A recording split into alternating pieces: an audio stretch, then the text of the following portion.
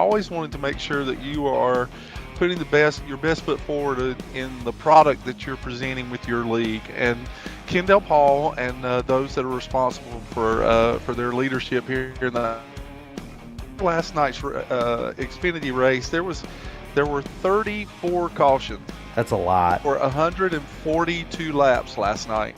That's a lot. And I will tell you that there is not one league in iRacing that would be happy with that result. And so with that said, sometimes there has to be measures taken to encourage the drivers to be a little bit more cautious in how they approach the race, to have more control of their vehicle, give a little bit more braking distance on the entry. And one of those ways to do that is by instituting an incident count. And so what that means is that if a driver reaches the limit of an incident count, iRacing will automatically disqualify that driver from the event, and they will be taken out of the race. And tonight, Kendall Paul and the administrative team has decided that they're going to put a limit of 30 incident points on that count. So if for some reason a driver accumulates over 30 incident points, then that driver will be automatically taken out of the event by iRacing software.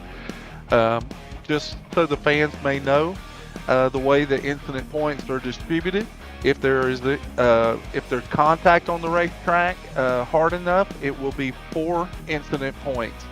If there is minimal contact, then it could be as little as 2 incident points. Then there is an off track, which is 1 incident point. So that is how they accumulate incident points in iRacing.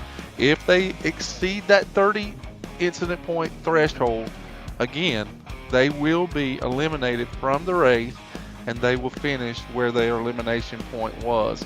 And so this is a control measure in order to try and get the drivers to be more mindful of what and how they're driving in this particular race tonight.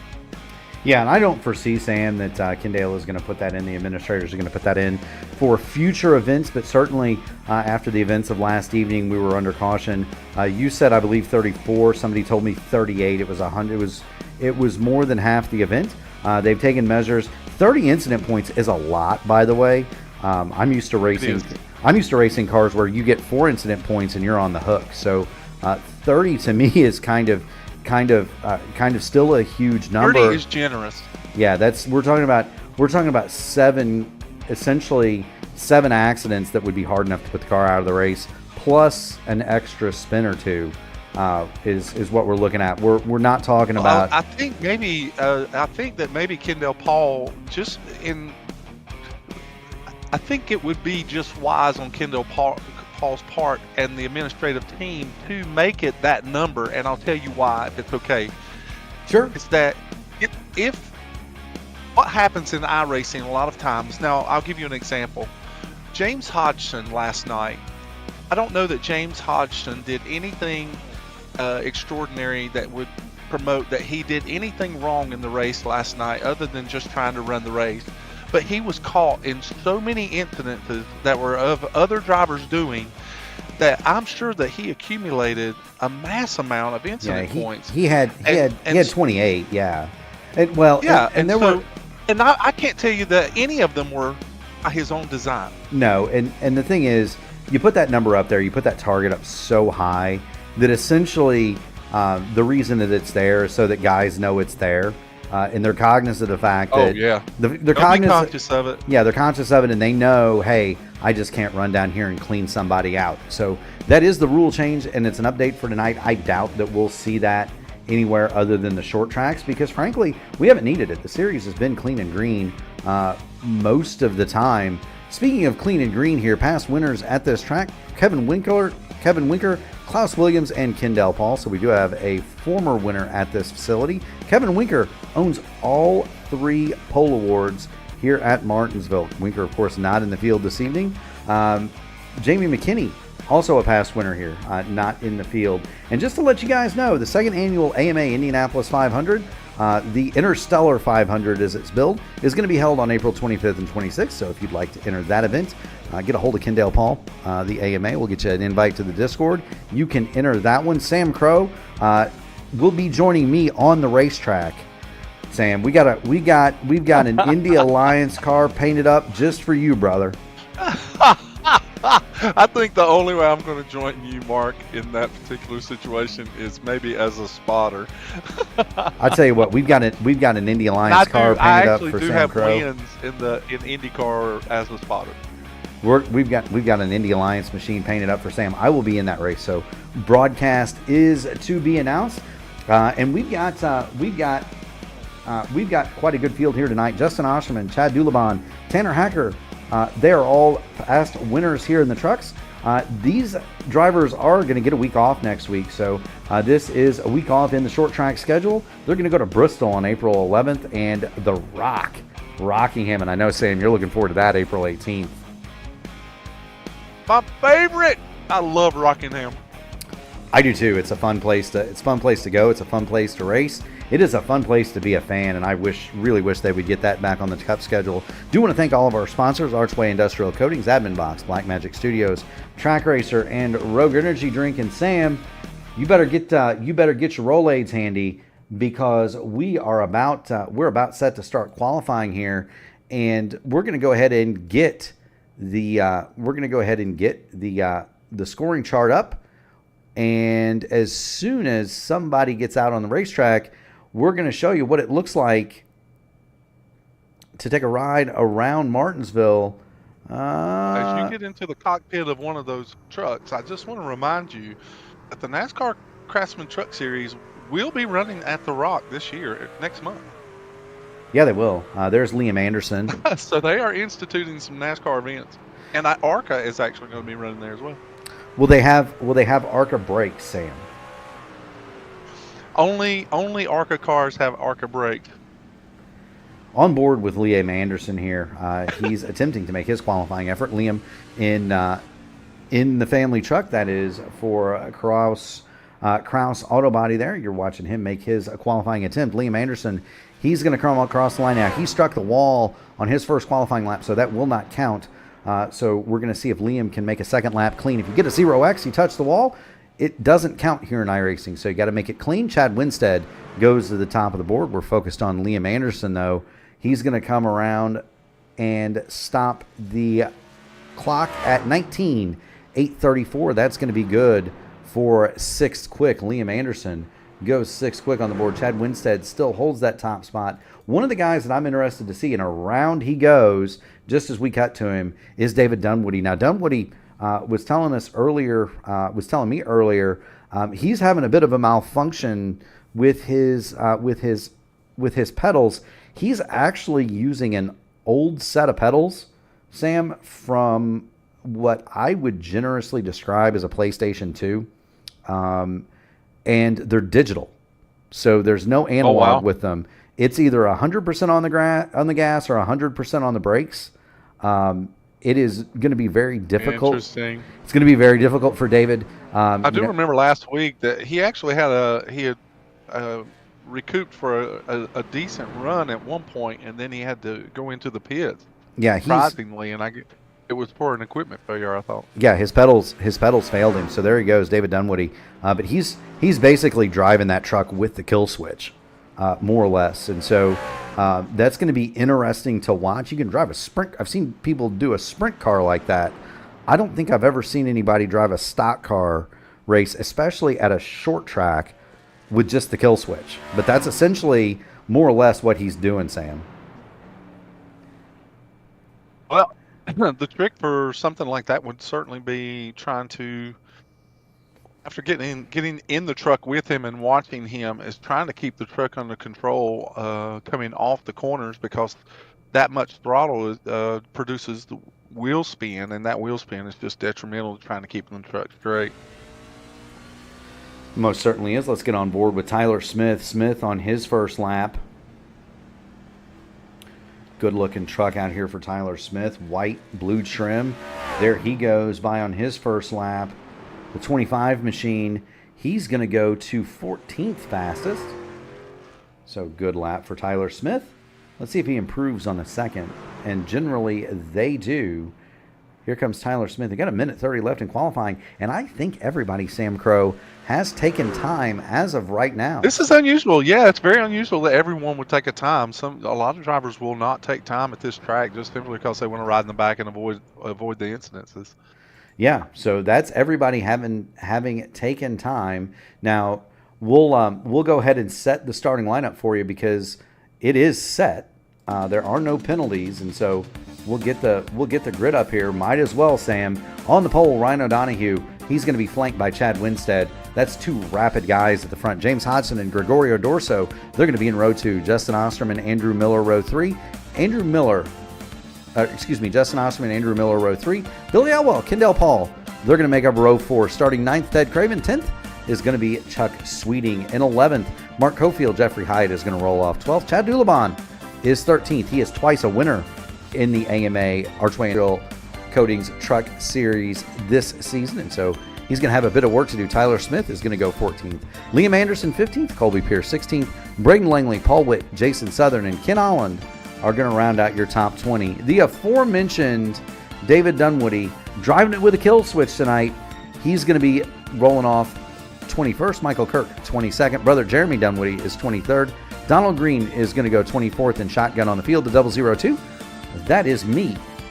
So the 002 is not going to be on the racetrack, Sam. And I don't think anybody wants me on this racetrack. By the way, I did set a lap earlier. Leave the grid up. I did set a lap earlier at 19.8. So I would have been starting in the back anyway. Nice. I think my fast lap here is a 19.31. Is it? Yes.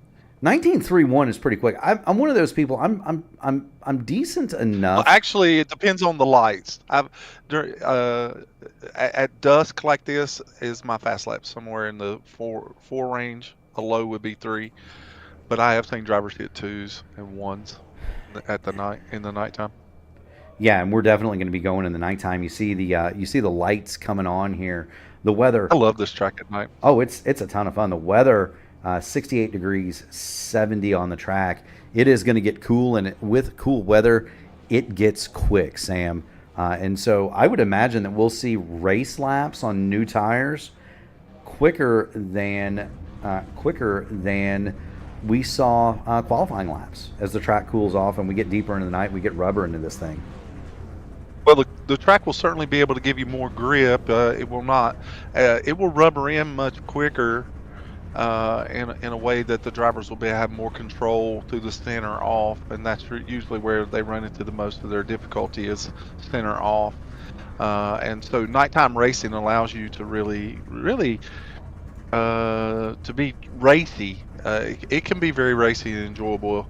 The key to like any other Martinsville race is how we started the broadcast last night, and I was just trying to express how important it is that in this particular race, especially when you have this many entrants and there are 24 drivers here tonight, it's so vitally important that you be patient. Be patient and just be extra cautious of the braking points of the trucks in front of you. Learn their mannerisms and then take them one at a time, and that's really the best policy. Yeah, if I could give any advice, it's you're not gonna win the race on corner entry. You're not gonna win it on corner entry lap 1. You're not gonna win it on corner entry period. You win this race corner exit. And so, if I was giving advice to any of these drivers, back up that entry just a little bit. There's you're not gonna gain much by charging the corner entry. But everybody in the field is rolling away. We've got Cody Wittenchak going. Paul Witt, Reaper's Double, is here to support his crew. As the pace car leads these trucks off, and we're getting a great look. Once again, a fantastic looking truck for Ryan O'Donohue. I'd like to know who his painter is, because I think he said that he actually does it. That guy has week in and week out. I think if I'm not mistaken, he had made the comment that he had painted his own truck. That is he's a good one because he's got Jesse James on the hood of that Heat Wave truck. But that is always a well turned out deal, and I love it under the lights. The chrome numbers, and that's something that our fans at home are going to notice. Is as it gets darker out here and the lights get more prominent, you're going to see a ton of chrome start flashing up. Let's go racing. Here we go. This is such a neat view, Sam. You can see the entire track from the fisheye view, and that's how we'll watch the first lap. Oh, that's awesome. That's how we'll watch. It's like a great start for all the trucks that are up front. Hopefully these guys will settle in here. The back of the field is actually showing a lot of promise here. It's good. This is a great start so far. It most certainly is, and we've got a Gregorio Dorso and Chad Winstead are door to door there, or is that who is that he's beside that? It's Gregorio Dorso is racing along with Andrew Miller. Andrew Miller. Yeah, it's Andrew Miller. Well, and he's got James Hodgson right in front of him. So that's the Roar Esports machine. So glad to see James have a good qualifying effort tonight. Yeah, and some guys are a little bit, just a little bit quicker, a little bit more comfortable in a truck as opposed to the Xfinity car. It's all about preference. I'm that way. I can't drive the Xfinity car worth anything. Look, we got a caution on the Speedway. That is the 67 of Billy Elwell. He has come sideways, and so here's Billy. He's coming off a 2, and I'd be willing to bet he gets hooked up with the 53 of Justin Osterman right here. They're running along. That's a battle for 6th and 7th right here. Osterman does the switchback. He comes to the inside, and we've got 2 trucks going for the same bit of real estate. There's the contact. Up the hill goes the 77. He's going to back it into the fence. Caution is on the Speedway for the first time tonight. Braden Langley? Oh, no. That's It's Billy Elwell. I caught it late in the run there. Yeah, nobody else really got involved. It was just Osterman kind of got. Went in a little bit hot. Yep. No harm, no foul. No harm, no foul done. Liam Anderson Motorsports. He's one of those trucks. No harm, no foul. The rear end damage isn't going to hurt anything here at Martinsville. The tires will get nice and cooled off under the caution here, and he'll be in good shape. And so he really didn't fly very long. No, he didn't. He just kind of had a lazy spin up. Now he is going into the pit area to try and fix some of that damage. Yes, now he is going to do that. He's not going to be able to get much. He's at the back of the field already. So, the caution lap here is 44 seconds, and it takes 25 seconds to get down pit road. So he's only going to be able to get, 15 or 20 seconds of that damage, maybe max. But we do want to thank Liam Anderson Motorsports for tuning it in and supporting Billy, Liam, and Marlon. And do want to thank everybody that's tuning this race in. Another really, really spectacular showing here for the AMA Archway Industrial Coatings Truck Series. If you haven't done so already, smash the like button on the video. Ring the bell to subscribe to the channel. We hit 900 today, Sam. 900. Make that 901. Make it 901. Make it 901. Kyle Clinworth has not yet painted his car for next week's Indy Open or Indy Oval Top Split race, and he's going to do it, folks. The Clindy does put one of the last 100 subscribers on his car for the next week, so you could be it. Ring the bell. And that's an easy and free way to support not only the channel, but these drivers. It moves us up in the YouTube algorithm, and it gives everybody involved the recognition they deserve, especially the people that you see on the track. And Sam, we've got green flag out on the track, and so that looks like it could be a little bit more severe damage for Billy Elwell than we thought. Here's the restart. We've got... as he still sits on pit road. Yeah, it could have been that he knocked the rear end loose in that truck, and it's going to meatball him for damage. Wheel damage. Yeah. Maybe wheel damage, yeah. It could be. We've got a battle for third on the racetrack. That's James Hodgson on the outside. He has the number 40 of Andrew Miller on the inside. And then Sweeting and Dorso, they are... Look at the run Hodgson gets off the top. Wow. Yes, they are. Andrew Miller all the way down, throws the block on the 75 at Chuck Sweetie. That's a dangerous move, and it's going to force Gregorio Dorso way Big outside wide, and we're going to be Dorso. three wide. Hold the phone, Sam. They all make it. Oh, and Gregorio Dorso. And we're spinning. That's Braden Langley. Braden Langley over on turns 1 and 2. I don't know if he got help there or not. Trying to find it. That is the 25. That's Tyler Smith, actually, in a car. Oh, it's Tyler Smith car. I'm sorry. That's okay. It is very similarly painted. That looked like a little bit of net code. It was a last-minute move by Paul Witt, but it was so close. Yeah, that is awful close. Maybe a little bit of net code involved there, but around the end of the day, still a bit of a risky move for Paul Witt, but still, I don't know that there was actual contact. No, and nothing actually struck on the 25, and that's going to be one of those that's just a 2X probably, because he doesn't really hit anything. Wow, Tyler did a great job of nosing that truck back around really quick. Yeah, he didn't hit anything. Only lost a couple of positions. No, he didn't. And from that spot, it's really hard to get the truck nosed back. So that was really good driving. It most certainly was, and there you see him. He's running. My along. Apologies to Braden Langley. That's okay. When you need reminded me of the car he was driving last night. Yeah, it's very similarly painted. Of course, that is a stock. I believe that's a stock iRacing scheme. You see him. You see Tyler Smith running along behind Jeremy Dunwoody there. As a reminder, we talked about David Dunwoody driving it with a kill switch. He started 21st, and the Black Magic Impresario is up to 17th. So he's made up 4 spots, Sam. Doing a pretty decent job of just keeping her out of trouble early.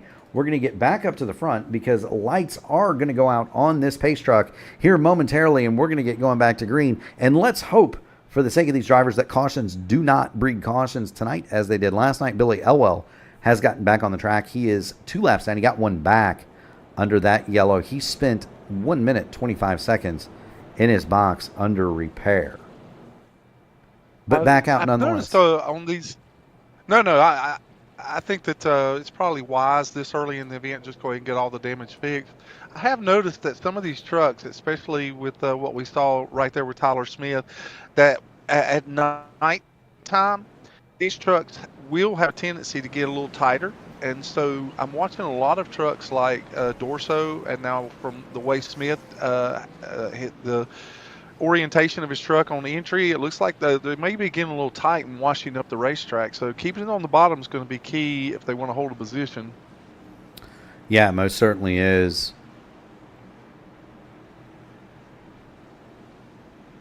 Here we come back to green flag action. I was very surprised about Hodgson's big run off the top. That's encouraging. That lets you know that there could very well be 2 strong lines in this race, and we could see some door-to-door racing before this is over with. Most certainly could. I'm in love with this shot from Whiplash SimCam, Sam.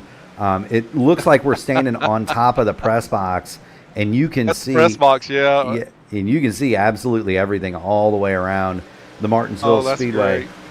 Everybody's made it safely through one more time, Sam. Well, that brings back some memories looking at that picture. Honestly, I used to stand up by the wooden press box over near turn 4. As we have another caution on the field. It's Colby Pierce. Liam Anderson is speaking up in chat, so I'm wondering if there it is. Been some kind of there it is. Colby Pierce. Contact between those two. Yeah, Colby Pierce. He's right in front of Liam Anderson. That's the No Pass Media admin box, number 42. He's right in front of Liam Anderson in the 18 Kraus Auto Body machine. He just drove it in too hot. Yeah, got it in too hot, right in the bag. It lifted the 42 all the way up in it. Holy smokes! Lifted it up in the air.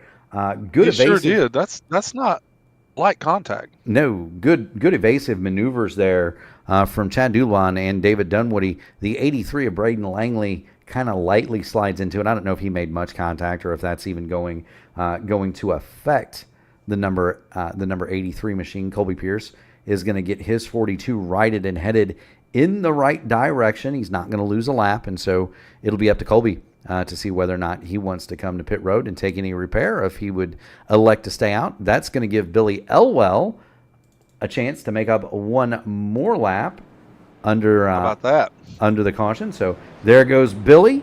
He was 3 laps down, 15 laps to go, and now he's down to 1 lap down. So good work for Billy Elwell. I'll be interested to see if Colby Pierce pits here, just simply because Braden Langley, and I'll tell you my confusion too, is Braden Langley actually operates the number 25 car in the Xfinity Series, and he's in the 83 here in the Truck Series, but he hit him right in the left rear tire. Ooh. And so I wonder if that was significant enough damage that Colby may have to come in and get some repairs. Now Colby's rear bumper looks like Greg Evans last night, where it's got a nice center punch in it, but I don't think that's going to be something that's going to require a lot of repair.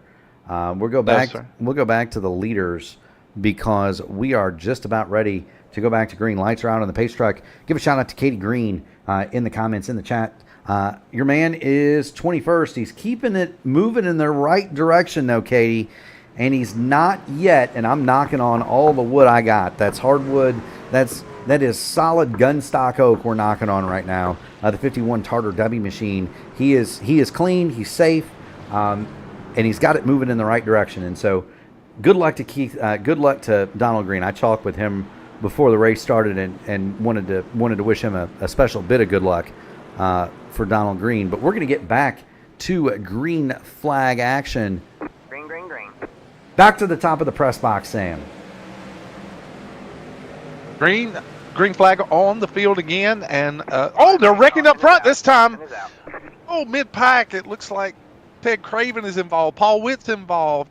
Tyler Smith is involved. That all started with the number. Oh, that was wow. That all started Mason with Southern, Michael Kirk. Now this all starts with the number 30 of Ted Craven. We've got the camera on him. Remember, we're watching these things in 1/3 slow motion. There's the 30 of Ted Craven. The top line gets the jump on the bottom, which is abnormal. Craven is going to try to slide low, and he's not quite clear. He turns off the right front of Paul Witt. Yeah, I don't know if Ted thought that he was discouraging Paul Witt there to go into the corner, but he just slowly just kept coming down the track. It's such an odd line for the front stretch on a restart. That was just a really odd line for Ted Craven to take, and there's a lot of trucks that are affected by this. Your commentary about Andy Dunwoody, that full throttle didn't help him get out of this one. No, we're going to ride on board Colby Pierce. We're going to get in the gyro cam, and we're going to show you exactly what this looks like from the passenger seat. Not much you can do. The track completely blocked. And then, we're completely blocked. We're going to go back and watch it. From the perspective of David Dunwoody. Same kind of a thing. You're on board. You're in the passenger seat with the driver of the 28, and that is not a place I would choose to be, by the way. But there goes Ted down across, and he's just going to come up, and there's the contact from the 30 into the side of the 28. He actually does. I thought David did a pretty good job there. He just kind of drifted it through one, tapped the wall with the right rear. No, he had the right idea to stay high here, but Ted Craven came off the inside wall with such impact. It was just so fast that he came back across the racetrack. I don't think that Andy took too much damage, but still enough to constitute consciousness about what's going on with the truck. Yeah, there you see it. It's just a little bit of a nick in the right rear, and that's not gonna hurt anything. But I will tell you what it's done. It's moved Donald Green in the 51 Light you back on the pace car. We're not going up to we are not going green. Up to 13th now. Katie, we regret to report that Donald does have he now has evidence that the truck has been racing at Martinsville. There is a scratch on the front of it, so it's no longer clean, but he's running in 13th, and this is proven to be a great early run for Donald Green. Back up to the front, Ryan O'Donohue is leading this one. That caution, by the way, is going to put Jason Southern back on the lead. I think there's some issue about trying to get the field. Yeah, they're trying. Because of the crash so quickly on the restart, the pace truck was already activated, and so it's kind of jumbled the field up about people who were caught behind the car or truck that were in the accident, and they were jumbled up behind the pace truck. Yeah, it's a So known. now they're trying to sort out the field. Yeah, it's a known issue in iRacing where if a caution comes out while the pace car or pace truck, pace vehicle, shall we say, is on the course, and it deems it on the course until everybody has crossed the start-finish line. So if you have an accident on a start or a restart, it's kind of a known glitch where the pace truck or pace car or pace vehicle, whatever it may be, truck, in this case, Chevy pickup, what is it, a Ford Mustang for the stock cars, and then what, a Porsche 911 for road course races? Am I thinking right, Sam? But whatever the pace vehicle is, if the yellow is triggered before all the cars cross the line, the pace vehicle will pick up the wrong car, and it will essentially trap cars that shouldn't be a lap down as we get ready to come back to green one more time. Here we go. So that was a great job by the series organizers. So much of the field is single file here. There's a lot of single file trucks in the back. Well, if you get waved around, Sam, you got to start single file. That's where you have to be. Yeah, you got to start. Big dive. Oh, Justin Oshman. As we see somebody else going around in turn 3. It is Kendall Paul, the 78. He has backed it up into the fence. So caution once again on the track here. And Sam, we're starting to get precariously close to last night's proceedings. Well, there's a trend starting here that we don't want to see, but Kendall Paul has implemented some things to alleviate some of that, and we'll see if people start adhering to it. In this particular case, Kendall Paul was going extraordinarily slow down the backstretch. I don't know if his truck was damaged or what, but then 2 trucks got on the outside of him going into 3, and then it's just the racing narrows down there, and so Gregorio Dorso gets into the right rear. Well, we kind of talked about it. Kendall Paul. We kind of talked about it last night. The truck, you'll get kind of light coming off the corner here. Gregorio Dorso started to make it 3 wide, thought better of it, and I think he was just going to tuck back in behind the 78 of Kendall Paul, and they kind of hooked up at corner entry, and around goes the 78 hard into the outside wall. And so Kendall Paul, you can see Dorso is legitimately trying to back out of it, but he's also wanting to make sure that he commits to his entry, but he just didn't get out of it enough, and there was Kendall Paul. Yes, sir. And so we're under caution. Oh, and there goes the 51 was spinning out right there with him, Donald Green.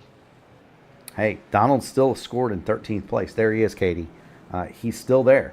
And so Carrie Elwell, she's also joined the chat. So we've got the wives in here with us. There's Billy. He was involved in an earlier confrontation. He's 2 laps down. I wouldn't worry too much about that though, Carrie, because to be quite frank, or Jim or Al or George about it, there are going to be enough cautions in this one that he's going to get right back up on that lead lap by the end of it. Not only do we have the stage breaks, but I don't think we're done. We're done with the synchronized spinning here at Martinsville. 32 laps of 200 complete. Do want to take the opportunity to thank Archway Industrial Coatings. They are a St. Louis-based flooring company that have been getting the job done for many years. Epoxy urethane-based floor solutions that withstand the test of time, and they meet their customers' installation schedules and budgets. They're committed to doing the highest quality work at the lowest possible cost every time. Get ready to floor it with Archway. That's archwaycoatings.com, or you can talk to Sean Mott, who is a regular competitor in the Grand National Series with the AMA, and we are going back to green. Barney's got it in the air, and I'm sure he's got one hand. Chad Winstead does not get a good start right there. No, he didn't. The outside truck, you could see it. He didn't get going very, very quickly, but he's... Oh, Andrew Miller hard into the wall. Yep, there it is. Oh, he's loose going into 1. He's back into the wall. He hit the wall so hard. It's easy. It's not unheard of to get wheel damage in those instances. No, and just, it's like he drove it down in there, and he drove it down in there at the expected braking point. He went to turn the wheel, and there was no grip. He's got some heat in those Goodyears now, though. Dorso 97 around. Oh, there's another wreck. That's Mark Cofield, hard in the wall. Dorso gets into Cofield and sends him around. Oh, wow. Now, this didn't necessarily affect Mark Cofield or Gregorio Dorso as badly as it did some others. Watch the replay here, Sam. This is going to be interesting because around is going to go Mark Cofield and Gregorio Dorso. There goes Cofield. Here comes Liam Anderson. The track is now blocked. He's going to clout the 36 in the back. 36 is going to go around, slide back up, and the 25 is going to tag the 28 of David Dunwoody. And Dunwoody, nowhere to go, gets pushed into the 36. Mark Cofield was the spinner that started all that, and that got all that started. I don't want to say he started it because that's not. No, his assisted spin. he was assisted on his way to the beginning of that accident, but ultimately his assisted drift. Right, but ultimately it was the 28 of David Dunwoody and the 25 of Tyler Smith that came off worse out of that than anybody else. Cofield going to stay out. Dorso going to hit pit road. David Dunwoody is going to stay out. That's going to move him up to 10th. So if he doesn't have wheel damage and it's driving straight, there's no real point to bringing it to pit road, I guess. So Dunwoody is going to stay out. Make him 11th here. Well, no, he's going to be 10th. Got a feel for Tyler Smith, too, now. Tyler Smith has been involved in 2 major incidences, and with every contact, it could very well potentially be a 4X. Well, and here's what I'm worried about on Tyler Smith, and it's not even the number of X's. We're going to jump on board with Tyler Smith. Yellow is still out. I want you to look at that hood, Sam. There is nothing holding that baby on. And so my fear is just a hope and a prayer. Yeah, my fear is we're going to get going again. That thing's going to fly up like something out of Days of Thunder, block the windshield, and Tyler Smith ain't going to be able to see. Orso has gone into the pit area. So that's my thought or Mark fear. Cofield is back on the pit, back on track. It doesn't seem that the damage that he sustained was too bad. No, it does not. We're going to get back to the front of this thing because we're going to get ready to restart it. You see the pace truck. We'll get back up on top of the press box where Sam likes to be. And we're going to get going. We're going to try to get going here. Away goes Ryan O'Donohue. Winstead again. I don't know that Chad Winstead is getting a bad start so much as that's intentional. We've got him going 3 wide in the back. They all kind of stack up. The action is once again right around Mark Cofield. He's the inside of Liam Anderson. The hood flapping on the 25. He's next to the wrinkled 28. The two rolling wounded going after it. That's a battle for 10th. You get into this mindset. You really want to charge to the front, especially if you feel like you have a fast truck. But this early in the event, you really just want to settle into a rhythm. We heard it time and time again last night with our podium finishers. They were all talking about the importance of getting into a rhythm in this racetrack. And when you have so many cautions, it is hard to do that. And for some reason, a lot of drivers went around. Oh, just bumper tag from that. Oh my heavens! And now they're just wrecking behind him. He hit the curb. Yellow has not yet flown. Amazingly enough, there it is. But here's how all this starts. Paul Witt is going to get to the inside of Liam Anderson, and he is going to jump the curb. Okay, there's the 29 of Witt right there next to the Crowns Auto Body Chevrolet of Liam Anderson. And watch. If you see Tyler Smith just ahead of them, Tyler Smith was completely sideways just ahead of them. Yes, he was. And he saves it. But then the drivers behind Paul Witt, they're just stacking up behind him. He does. So the Simply Blue Pools machine, it jumps the curb. He spins to the inside. Now, here's where it gets fun. Colby Pierce is going to tag, and those are 3 teammates. Pierce is going to tag Jeremy Dunwoody, who's then going to get plowed into by Kendall Paul. Oh. Server blinks. Around goes Braden Langley. I think Billy Elwell got a piece of that as well going through. Caution back. Well, caution at this point still has not flown. Everybody's trying to get going again. You've got synchronized spinning. Langley's trying to get his truck looped around. And I think the 83 down there is beached. And that's what's going to bring out the caution. The 83 and the 42 both can't get it spun around quick enough, but we almost got away with that with no yellow. That would have been interesting to say the least had that not come out. I have seen spins here at Martinsville and not constitute a caution, but it is a rare occurrence. It most certainly is. Ryan O'Donohue does lead it. James Hodgson is second. Sweeting, Hyatt, Osterman are going to make up your top five. 45 laps to go out of 200, and I'm interested to hear, have the administrators called the stage, or is this going to be, are they going to try to restart it, Sam? No, I have not seen anything to indicate that they've called the stage other than, well, that may not be the case. I haven't heard it in comms, but Kendall Paul has extended the caution period here, so it could very well be, but I've not heard it actually in race comms. Okay, well, there's the pace truck. The lights are out. So we are going to go back. We're going to go back green. We're going to have a 4-lap shootout. Remember, it's the end of 50 coming to get 51, so we're going to have 4 laps to see who's going to win the stage. Right now, Ryan O'Donohue has it.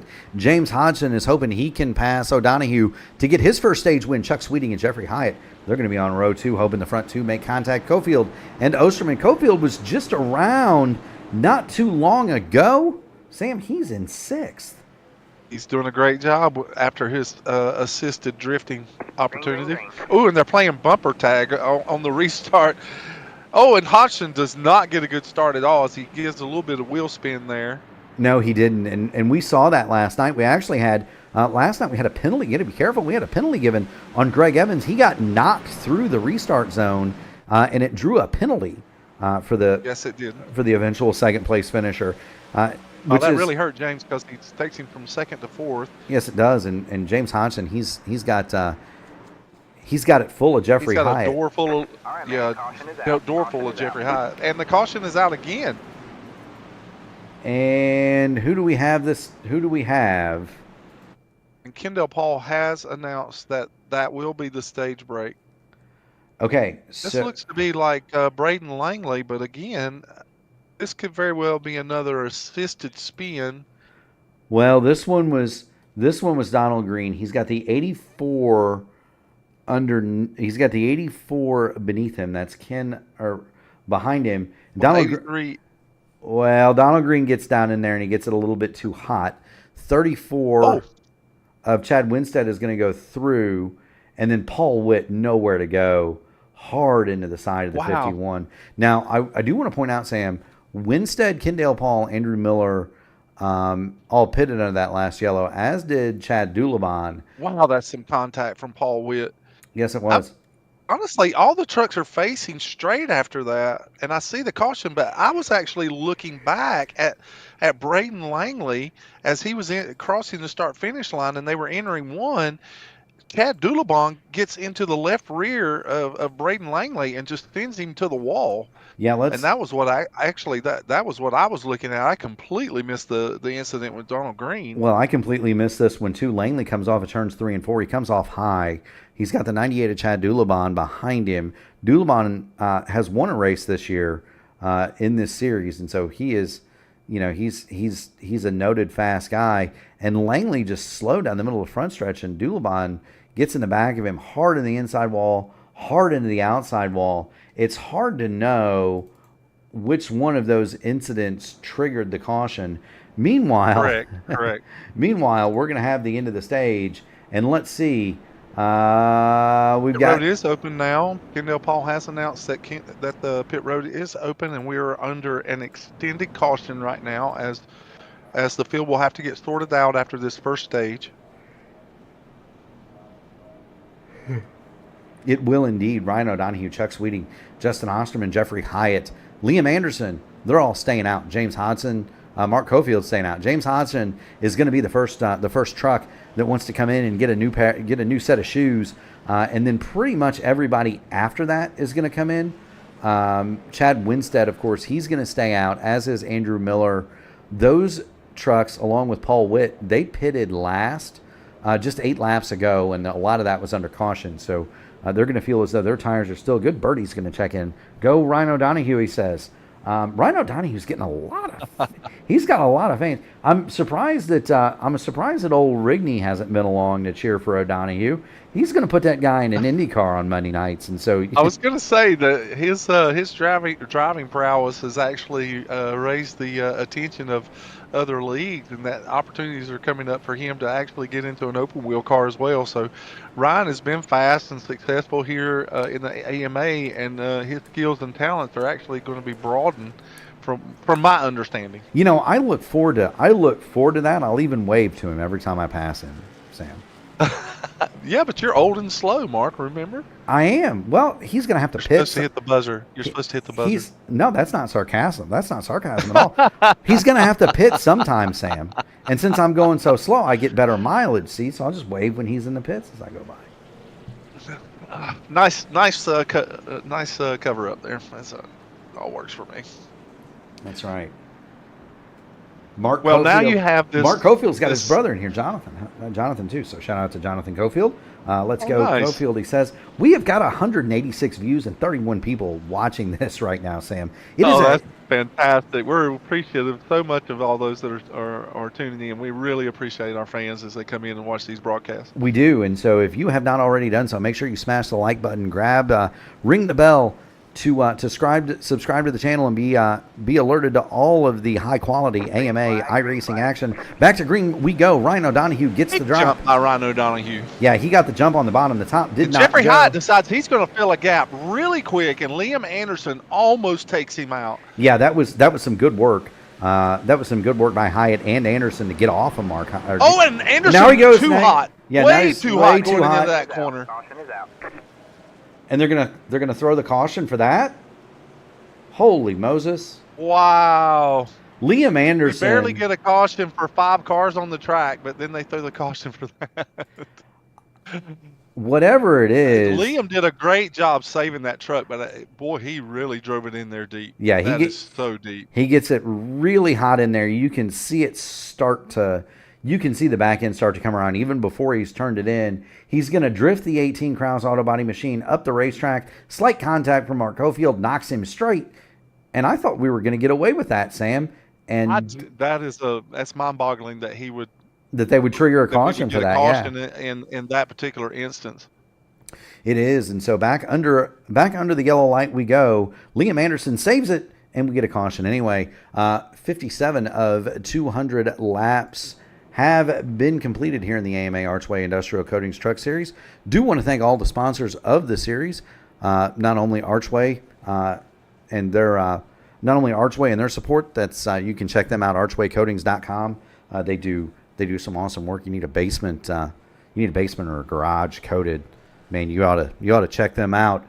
Admin Box, which is admin for iRacing at the touch of the button. I know there are at least 5 trucks out here that have those admin boxes. They can throw yellows, they can clear penalties, they can DQ somebody if you want to. All of that's a button box. It's custom made, custom mounted to your rig. Go see Fish for one of those. I'm going to get a chance to meet him at the Sim Gaming Expo that's being put on by our buddy George Alzando. You're going to Chicago. I am going to Chicago. Yeah, we're gonna meet up. You should come, Sam. It'll be a good time. I would suspect. Oh yeah, George is he has invited me personally. He wants me to come up. I just don't know that I'll be able to manage it for the expo, but he's given me a personal invitation to come up. Yeah, he's a great guy, and I'm going to go up. I've been offered to be part of the admin box crew, but I'm going to pay my own wages to support George. But I would suspect if you come up there, my room will turn into the hospitality suite very quickly in Chicago. Or a confessional. One of the two.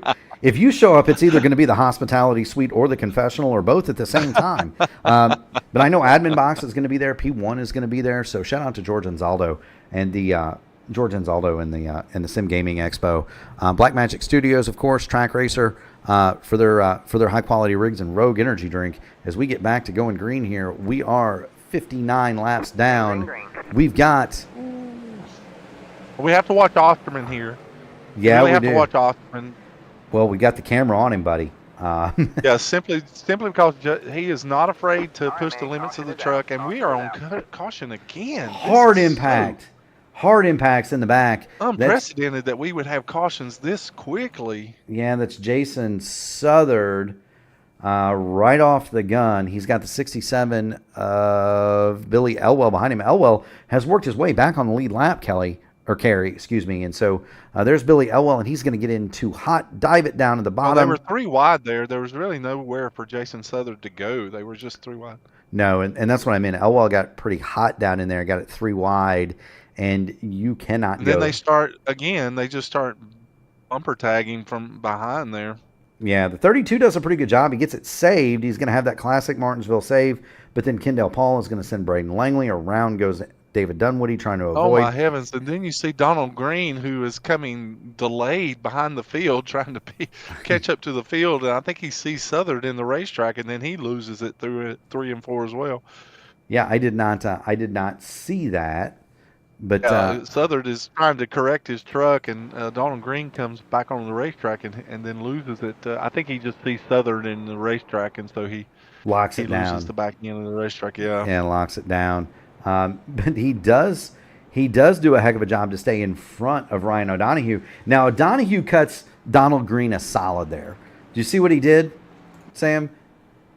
Ryan O'Donoghue drove that truck to the top of the racetrack to avoid passing him and putting him another lap down. To allow him to stay on that lap, yeah. Yeah, that's a very, very class move from the leader of the field. A lot of guys wouldn't have done that. So really great sportsmanship there from Ryan O'Donoghue. But he is the leader. Chuck Sweeting second, Osterman, Winstead, Andrew Miller, your top 5, Mark Cofield, James Hodgson, Liam Anderson, Tyler Smith, and Paul Witt.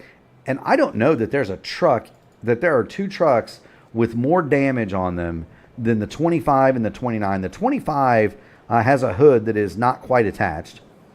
The 29 he's on the lead lap. And well, they're 9th and 10th. The 29, the 25 doesn't really have a hood. The 25, the whole front end is caved in, and I don't know that there's a straight body panel on that thing. 64 laps into a 200 lapper, and they're 9th and 10th. I do want to point out something that we mentioned last night in the event that we were talking so diligently about, was that the psychology of races here, when there are so many cautions, and there are some drivers that it really begins to play into their psyche, and they just, some are willing to stick it out, and then there are some that just feel like it's not in their persona. Oh, and we see Kirk get into the door again. We see a caution. I think the 54 is Michael Kirk, as he goes in and gets into the door of Liam Anderson and sends Anderson around right in front of Billy Elwell. And that's 2 teammates, by the way, and that's wow. That's never good when you get 2 teammates coming together. There's Liam Anderson. They've got Paul Witt between them. Kind of a concertina restart in concert with Tina, as our good friend Chad Frankenfield and his broadcasting crew say. Anderson's going to get some assistance from the 54. Around he goes, and then Billy Elwell's trying to avoid it high and really cannot. So there's the caution. Liam Anderson still out, still on the lead lap. It's kind of one of those things. If you don't hit something very hard, why even bother to come and fix it? Stay on the lead lap. We've got 17. So you're not going to get a lot of tire wear under caution. I will tell you that. No. And so Ryan, and speaking of, I was going to digress back to a real quick thought before I forget about it, but not that I could forget about it, but just talking about the psychology of so many caution laps at a track like this, and how it can play just on your attitude in the race. And Jeffrey Hyatt is a good example of that, because Jeffrey Hyatt was actually running in the top 5-6 cars or trucks tonight. He was running up front. His truck was relatively clean, and it just got to a point where Jeffrey had made a comment in race chat that he had got to his limit, and he actually pulled the truck in behind the wall and had called it a night. Yeah, and it's not just the psychology. We talked about the physiology of it. It gets physically demanding and physically tiring on your body, on your bladder, on all sorts of different things. The longer these things go, 200 laps here at Martinsville at 20 seconds a lap, you could conceivably be done with this thing inside of what, Sam? An hour? Oh, If it went out, yeah, just 200 laps would be just a little over an hour. Yeah, I mean, You know, you're with the stage breaks, of course. yeah, you're not talking about a long race. No, not at all. This could get by quickly if we were running green flag laps. It most certainly could. We're going to go back to green flag action here. We're going to keep the cameras on Justin Osterman and Ryan O'Donohue. O'Donohue and Osterman have not stopped. Neither has Chuck Sweeting. Sweeting is the purple and white truck.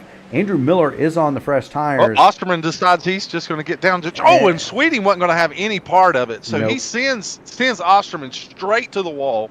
Yes, he did. Osterman really with a bold left-hand turn there on the start to discourage Sweeting, and Sweeting was there, and he just wasn't going to be able to brake quick enough to save Osterman. But now they keep the nose straight, but we're still under caution for another incident. It's a different incident. That's going to be Tyler Smith. So we'll keep the camera on Tyler Smith. He gets 3 wide, gets door handle to door handle with James Hodgson there. Hodgson goes up the track. They've all saved it to this point. But I believe they're going to get down to turn number 3, and there won't be any further saving it. So we're going to keep the camera on Tyler Smith. He's got Winstead and Miller in front of him. He's got Cofield to his left.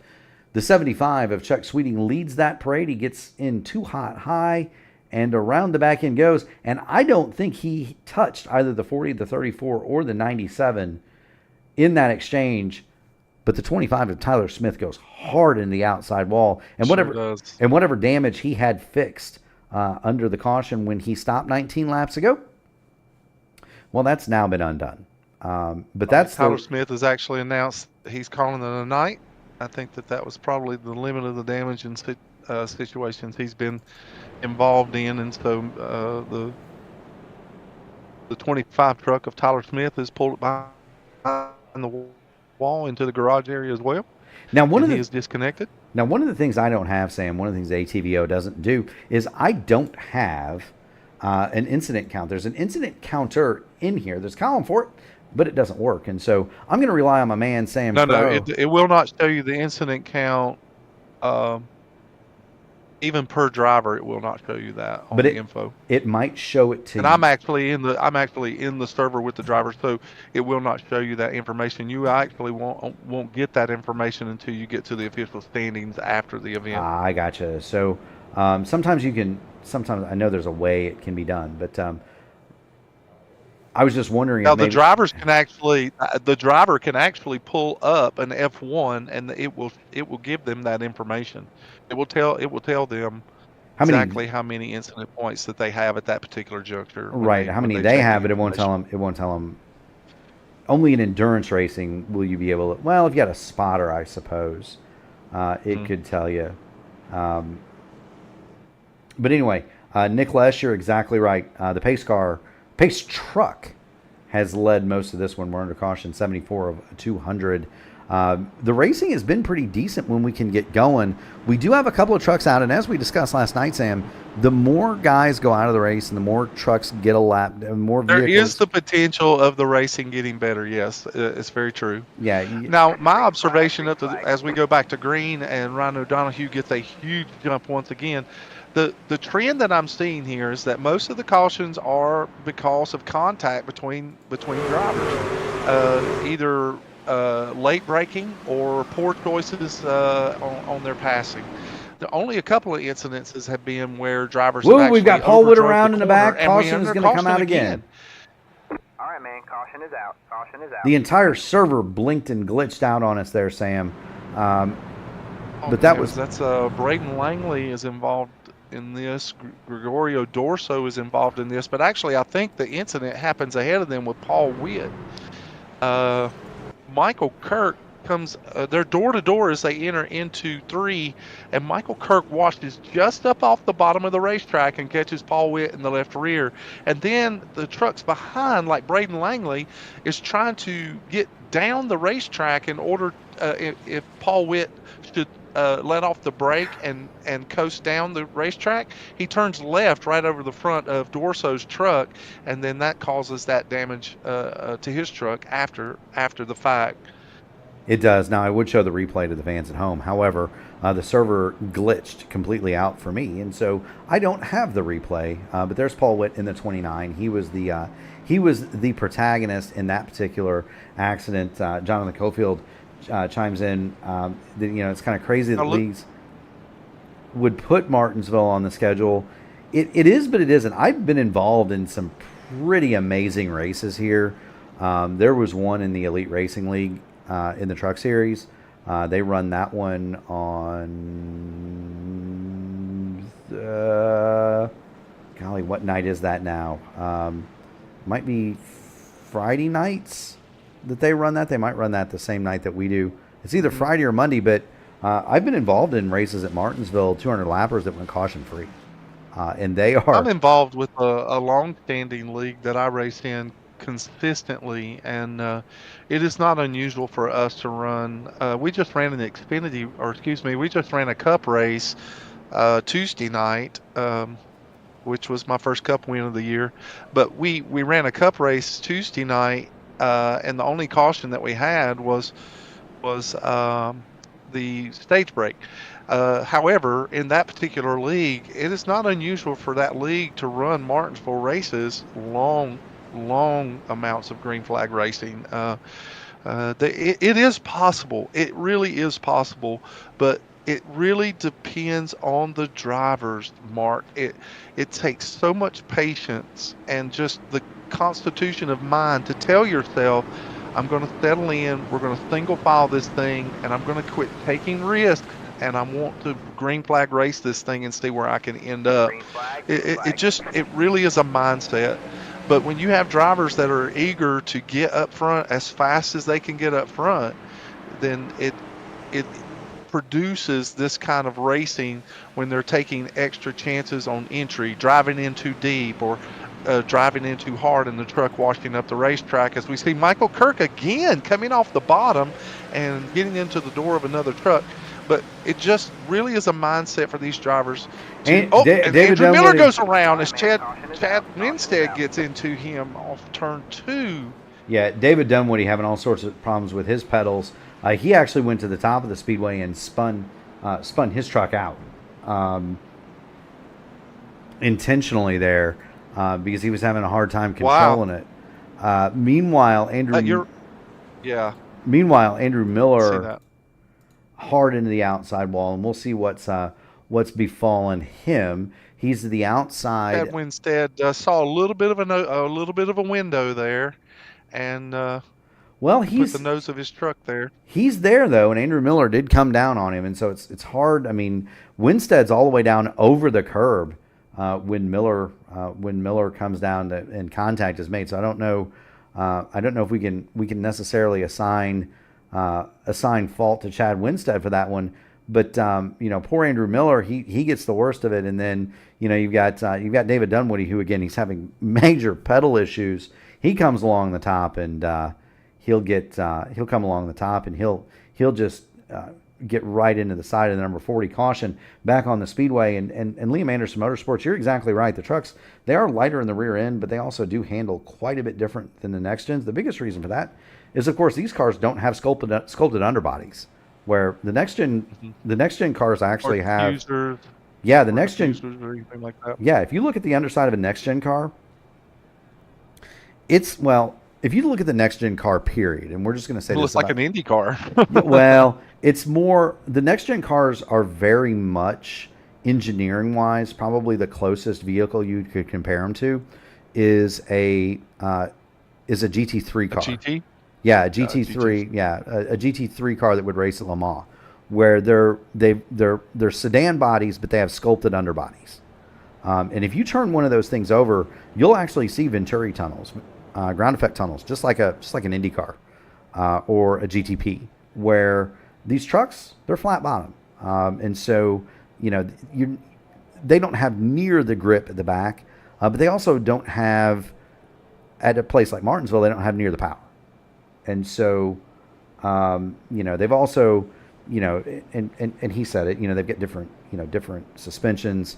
These are, I believe, live axles as opposed to independent, and you know, these are built more or less, Sam, much like stock cars have been built forever, whereas next gens are built very much like Le Mans race cars.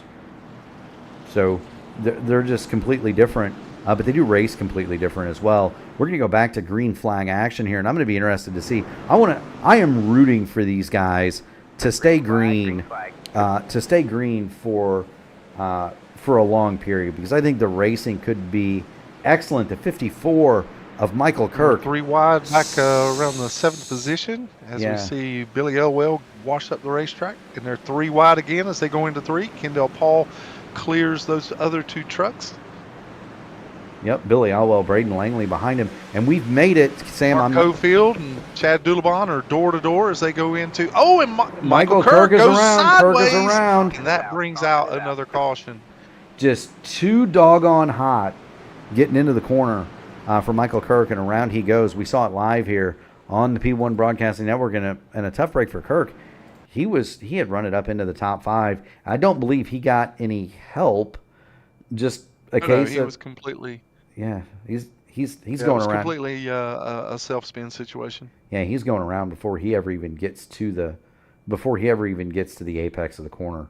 He's going around before he ever gets to the corner entry, to be honest with you. And that's something that you can do. He doesn't hit anything, but that's something that you can do. Paul Witt, well, Michael Kirk hadn't hit anything, and Paul Witt came through there and said, "Look, there's an accident, and I want to get in it.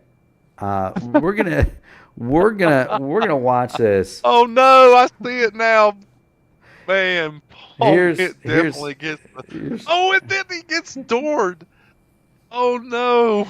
So here's Paul Witt, and he's coming along, and there he sees he's coming. There is the car of. He's on the high side, and the marbles can build up out there. Yeah, and And if there's too much wheel input and a lot of brake bias here, and now he's already fighting the rear of the truck, so now he's trying to save it. But guess who's in the middle of the track up there? Michael Kirk. And then poor Paul Witt, he's going to spin to the bottom of the track after he couldn't avoid. And then he just gets doored by Jeremy Dunwoody. Yeah, he's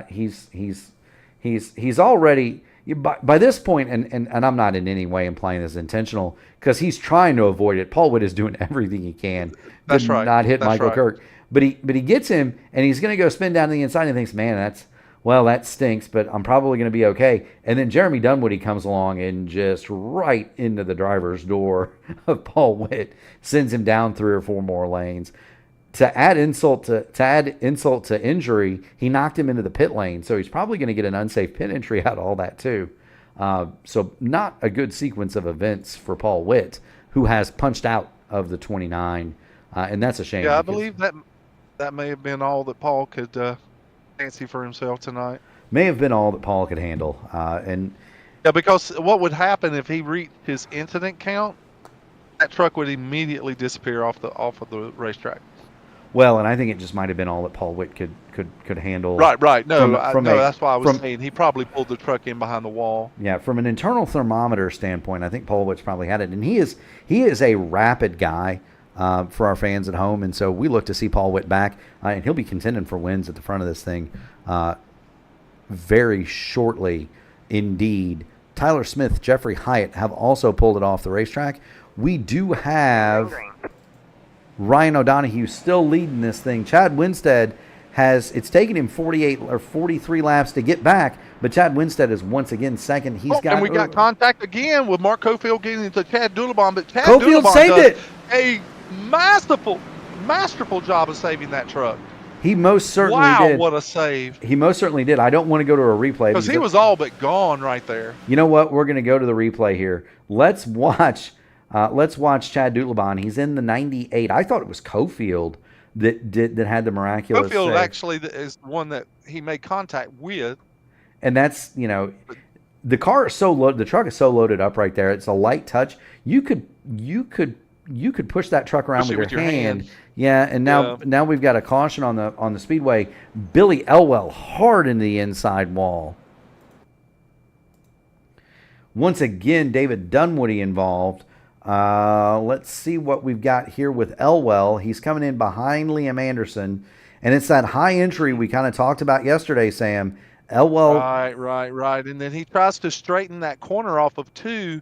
He tries to straighten it up so that he can get a run off of it. And Chad Dulabon was actually coming on the bottom and filling that gap at the same time that Billy Elwell's trying to get his drive off, and they meet. And then there goes David Dunwoody, an innocent bystander. He's going to get tagged going by. So caution back out here at Martinsville. We've run 95 of 200. We're approaching that stage limit, and so I'm interested to see if this is going to be the stage or if we are going to continue. If we're going to try to race this out. Lights are still on. We're going to know that here pretty shortly, Sam. You'll hear it before I see the lights stay on, I'd imagine. Ryan Donahue has he pitted this? Has he pitted yet? Ryan O'Donohue and Chuck Sweeting have not pitted. Neither has Mark Cofield. Billy Elwell has stopped, but Billy has been out on the speedway for 90 laps. So remember, he was caught up in a lap. What about Chad Winstead? Chad Winstead, 52 laps. So I'd imagine Chad Winstead is probably good to go to the end here if he wants to be. It could very well be. Lights are still... However, when O'Donohue, Sweeting, Cofield, those drivers come in to get tires, of course, he'll be at a decided disadvantage with 50-lap tires on that truck. Now, my question to you is, Sam, with all the caution that we've had, and we've had far more caution than we have green, if this continues, do you even need to pit? Can you run this thing nonstop? I don't know. I don't think that you can go the entire race without making at least one stop. I think even with caution laps, it may be as much. It may be 175 to 180 laps. I'm not sure. I haven't. I did not check the mileage as far as cautions go. Well, who would, right? I know that you can go. I know that you can go 100 easy under green. For sure. Lights are going to go out on the pace car. So Ryan O'Donohue, Chuck Sweeting going to be in row 1. Nick Lesh, the Chad Winstead fan club is in attendance. The servers deciding to blink once again. It is not my internet this time, Sam. I've got a solid 6. I've got a solid 600 up and down right now. So the server might be a little bit soft. Chad Winstead does not. We're getting ready to go green, and Mark Cofield is not lined up correctly. He's in the wrong. Mark he's in the wrong line. is not lined up. He is not in the right line. No, he's not. And they're going to stack up in the back. We're going to take the camera off the leaders. That could constitute some controversy. Mark Cofield was not supposed to. Whoa, we've got hard contact in the back. Braden Langley and David Dunwoody. Hard in the wall. And Kendall Paul is actually called the stage at this particular caution. He most certainly has. We've got a bumper that has decided. Dunwoody really tried to get on the binders there to keep from getting into the 83. Well, the 83 had already broken it loose. The truck was wiggling. Yeah, the truck was just all out of shape as he was trying so hard to slow the truck down.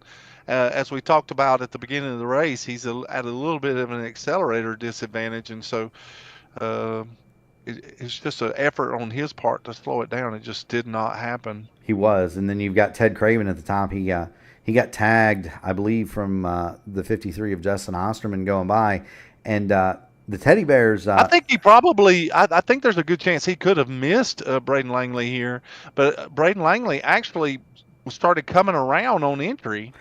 Well, the fun part that I wanted to point out was that as you see it, Ted Craven came to a stop. His bumper wanted to continue racing, and so it continued. It continued down the speedway. David Dunwoody is going to take service. He's on the pit lane, 18.7 seconds for Dunwoody. We have Mark Cofield has decided he's going to bring it to pit lane, as does Chuck Sweeting. Ryan O'Donohue has stayed out. Liam Anderson is now the only other truck that has done this non-stop. I don't show a stop for Liam Anderson. So he's in fourth. Now he's had several incidents and some contact today, but Liam has not. Yes, he has stopped. been involved in several on-track situations, and so we have seen Liam Anderson involved in some of those things. Uh, it's going to be interesting to see what as the races progress and so many cautions. Then with 4 sets of tires, you have some drivers that may be trying to take risks here, and they may take a set of tires at the 50 lap mark, or at the 75 lap mark, or whenever a caution comes in, thinking that they may be able to take a decided advantage on the leaders when they do pit. And so now you have trucks with fresh tires in the back of the field. They're going to try and make their way up on trucks that are slower on older tires. There's wheel spin restarts. There's just so many factors involved that could be adding to these cautions. The drivers really have to take into consideration the conditions that they're racing under. Oh, big wheel spin by Liam Anderson and Elwell gets contact. Miller contact. The whole inside line got bogged down there. I think they're all going to make it through. I don't see anybody around in the back. I think we were clean through 1 and 2. Elwell brings it to pit lane. So does Braden Langley. So does and Andy Dunwoody. Yep. So we've got 3 trucks on pit lane. Be interested to see if that's a penalty, if they're going to stop. Meanwhile, we're going to get back to the front here. All right, man. Caution is and out. we've got caution. Sam, I don't see the caution. Oh, it's the 51 of Donald Green. 51 of Donald Green. So there's Donald, and we'll see what's befallen. Drives Donald. really hard into 1 on that high side, and then loses. Wait a minute. Now that I'm looking at this replay, no, he's around, and he's around. But I'm also looking at Ted Craven, who did the exact same thing ahead of him. And there is the teddy bear. If you look just up ahead of him, Ted Craven is in the wall as well. Yeah, same thing. You enter the corner here too high, too hot, too high, and you'll come around. So there was Craven's Those incident. marbles will take you around for sure. Yeah. Yeah, there's Craven's incident, and then behind him, Donald Green is going around as well. We saw a lot of that in the Grand National Series last night, of drivers really taking that high line and then losing the back of the car, and it is possible to do that with these trucks on that high line. But it's a lot to do with the steering input and how much brake bias that you're putting into the car. Of course, your braking point makes a big deal. I thought that you said it best earlier, Mark, is that I have always found that in all my wins at Martinsville and all my successes that I've had at short tracks, is that backing the corners up and being a little bit more wise with the braking has always helped me in the long run. The trouble that you run into when you're a driver like that, though, is that you have to pay attention of the aggressive drivers that want to drive it in so deep and take the risk of losing control of the truck. And that's why you see so many incidences on entry, is because people have different braking points. Some drivers that are a little more conservative, they don't want to use as much brake, so they back the corner up. As we talked about last night, a lot of braking does cause more tire wear. So when drivers are trying to back the corners up, use less brake, they're trying to save tire. Then you have some drivers that have really mastered being able to drive in deep and keep it down to the bottom, get rotation through the middle and save tire. But you have to be conscious of the drivers around you and what their driving style is, so that you can avoid a lot of this. And that's why there's practices before these races, so that you can race with these guys and learn what they do and what they don't do. Yeah, I mean, you said it best there, Sam. Practice makes perfect. We've just gone through. We'll give 5 seconds to everybody who is in the top 16. We've got the green flag back out. We're back on the green on the Speedway. Hard on the bottom for the 98 of Chad Doulabon. 3 wide going into 1. Are they going to make it? They made it. They haven't made it yet. Here comes Liam Anderson. He's going to head to the bottom. He's right behind the 84. Dorso way up to the top. Andy Dunwoody all the way to the top. And there goes Braden Langley, who spun around. Let's see what happened here with Braden as he goes into the corner, and then he just loses the back of the truck. Yeah, that's been a common theme for some of these drivers, even across the last two nights. You have to be, you gotta, you've really got to back up the entry here and almost think of, Yes, sir. almost Yes, sir. almost think of Martinsville. My goodness, you've got to think of Martinsville as a momentum track and as a rhythm track, not just Yes, as sir. a charge the corner track. Because if you start turning the wheel with the if you start turning the With the wheel brake bias. with the brake bias all the way at the back, like you need to run to go fast here, you're going to loop that car around 100 times out of 100, and that's what happens to Braden Langley. The tires are cold. He gets down in the corner. He's turning the wheel. He's on the rear brakes, and around she goes because there's simply no grip back there. And so it might behoove some of these guys to really start to think about either moving that brake bias up a little bit as we get moving that brake bias up a little bit to start a run, or make sure you lift a little bit earlier. If you watch fast guys around here, Sam, they're off the gas almost halfway down the straightaway.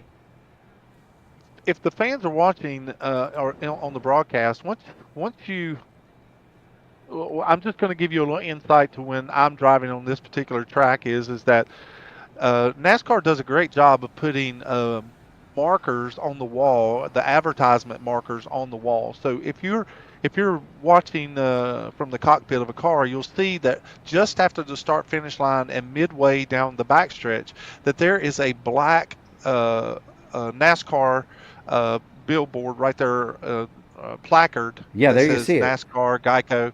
That black placard there, by the time I'm getting to that placard, I'm already working on letting off and then starting my braking. I'm trying to coast in as much as I can and then use as little brake as I have to get control of the car, because I just don't want to build that much heat up into the front tires. And so it's always been successful for me to do that. And it's always helped me save tire, be better on the long run, and not have to go into the pit as often. And a lot of drivers, they'll go well past that particular black marker, and then they'll go in and they'll hit their marker somewhere here, and between that and the corner, and that is so deep that sometimes you lose the back end, the front end doesn't want to turn. It's just a matter of understanding the geometry of the truck and the steering that you've set up for your particular setup and making it work for you. Yeah, and I mean, it all comes down to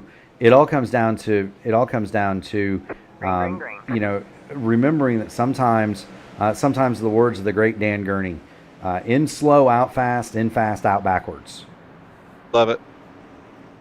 There are also some other things that Daniel Sexton Gurney had to say as we're going to have a challenge for the lead. Dulabon is going to drill the low groove. He's going to go underneath Ryan O'Donohue, and this will be the first time. And they're door to door. Yeah, this will be the first time in the race that anybody's really challenged Ryan O'Donohue. Challenge Ryan O'Donohue, yes. Well, now O'Donohue has not yet pitted.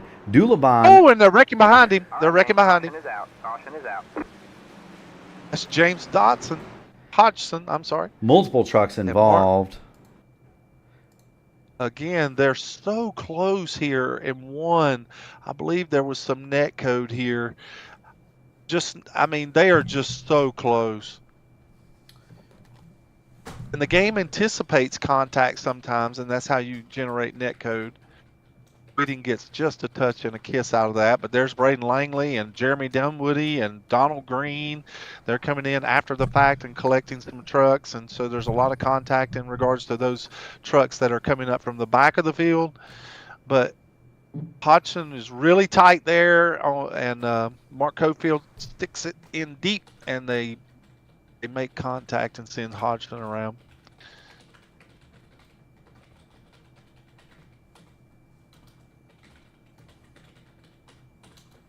I'm looking at it from the blimp, and there's just really they did not, on my screen in the server, they did not actually touch. No. But it was extremely close. I mean, it's so close.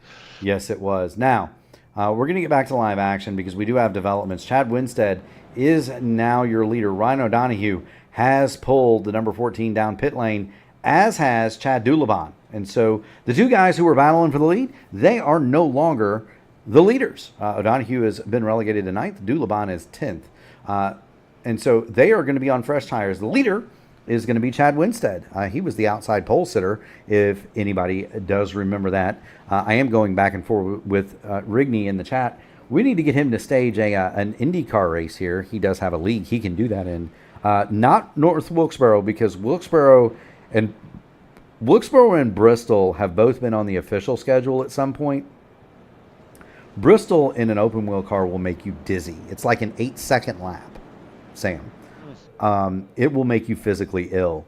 But I think Martinsville might be okay because it's flat. You're not going to be able to carry all that speed. Wilkesboro was all that momentum, yeah. Yeah, Wilkesboro was that way too, where Wilkesboro is enough banking you can run them flat out. So you're doing a 205-mile-an-hour lap on a half mile. You couldn't keep, your mind couldn't process it even in a simulator. And those races were kind of wild, but wouldn't that be fun, an open wheel race at Martinsville? Anyway, Winstead is your leader. Kendall Paul is second. He was involved in an accident earlier. Cofield third. Liam Anderson is fourth. He is now stopped. Colby Pierce and Gregorio Dorso row 3. Hudson Allen row 4. Dulabon and O'Donohue, they're 9th and 10th, and they've Ryan O'Donohue has led every lap until now. Here we go. The lights are out. Green flag back on the speedway, and let's get some green flag racing going, boys. What do you say? Come on, drivers. Let's do this. We know you're capable of it. We most certainly do. They're clean and green through turn number 1, through turn number 2, Chad onto the back straight. Actually jumps. Go ahead, Sam. Dan Dulabon actually jumps into the chat and says that on that set of tires that he just changed, they were still at 99%, as we have another caution on the field. It looks like Jeremy Dunwoody may be involved. Synchronized spinning. You've got... Nope, someone is spinning up ahead of Jeremy. Yes, I see that Billy Elwell.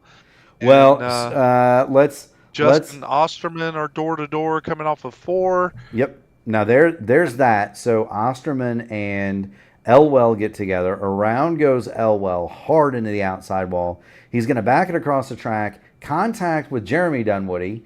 Still backing across the track. He misses Donald Green, and he's going to stop right underneath Barney. Oh, wow. He really collected Dunwoody, yeah. Yeah, so let's get our favorite. Let's get back on top of the press box, Sam. What do you say? Do it. And we'll watch this. We'll watch this from the top of the press box. Now these cars are on the backstretch as of right now. Yeah, Jonathan Cofield says he's P2. Stay calm.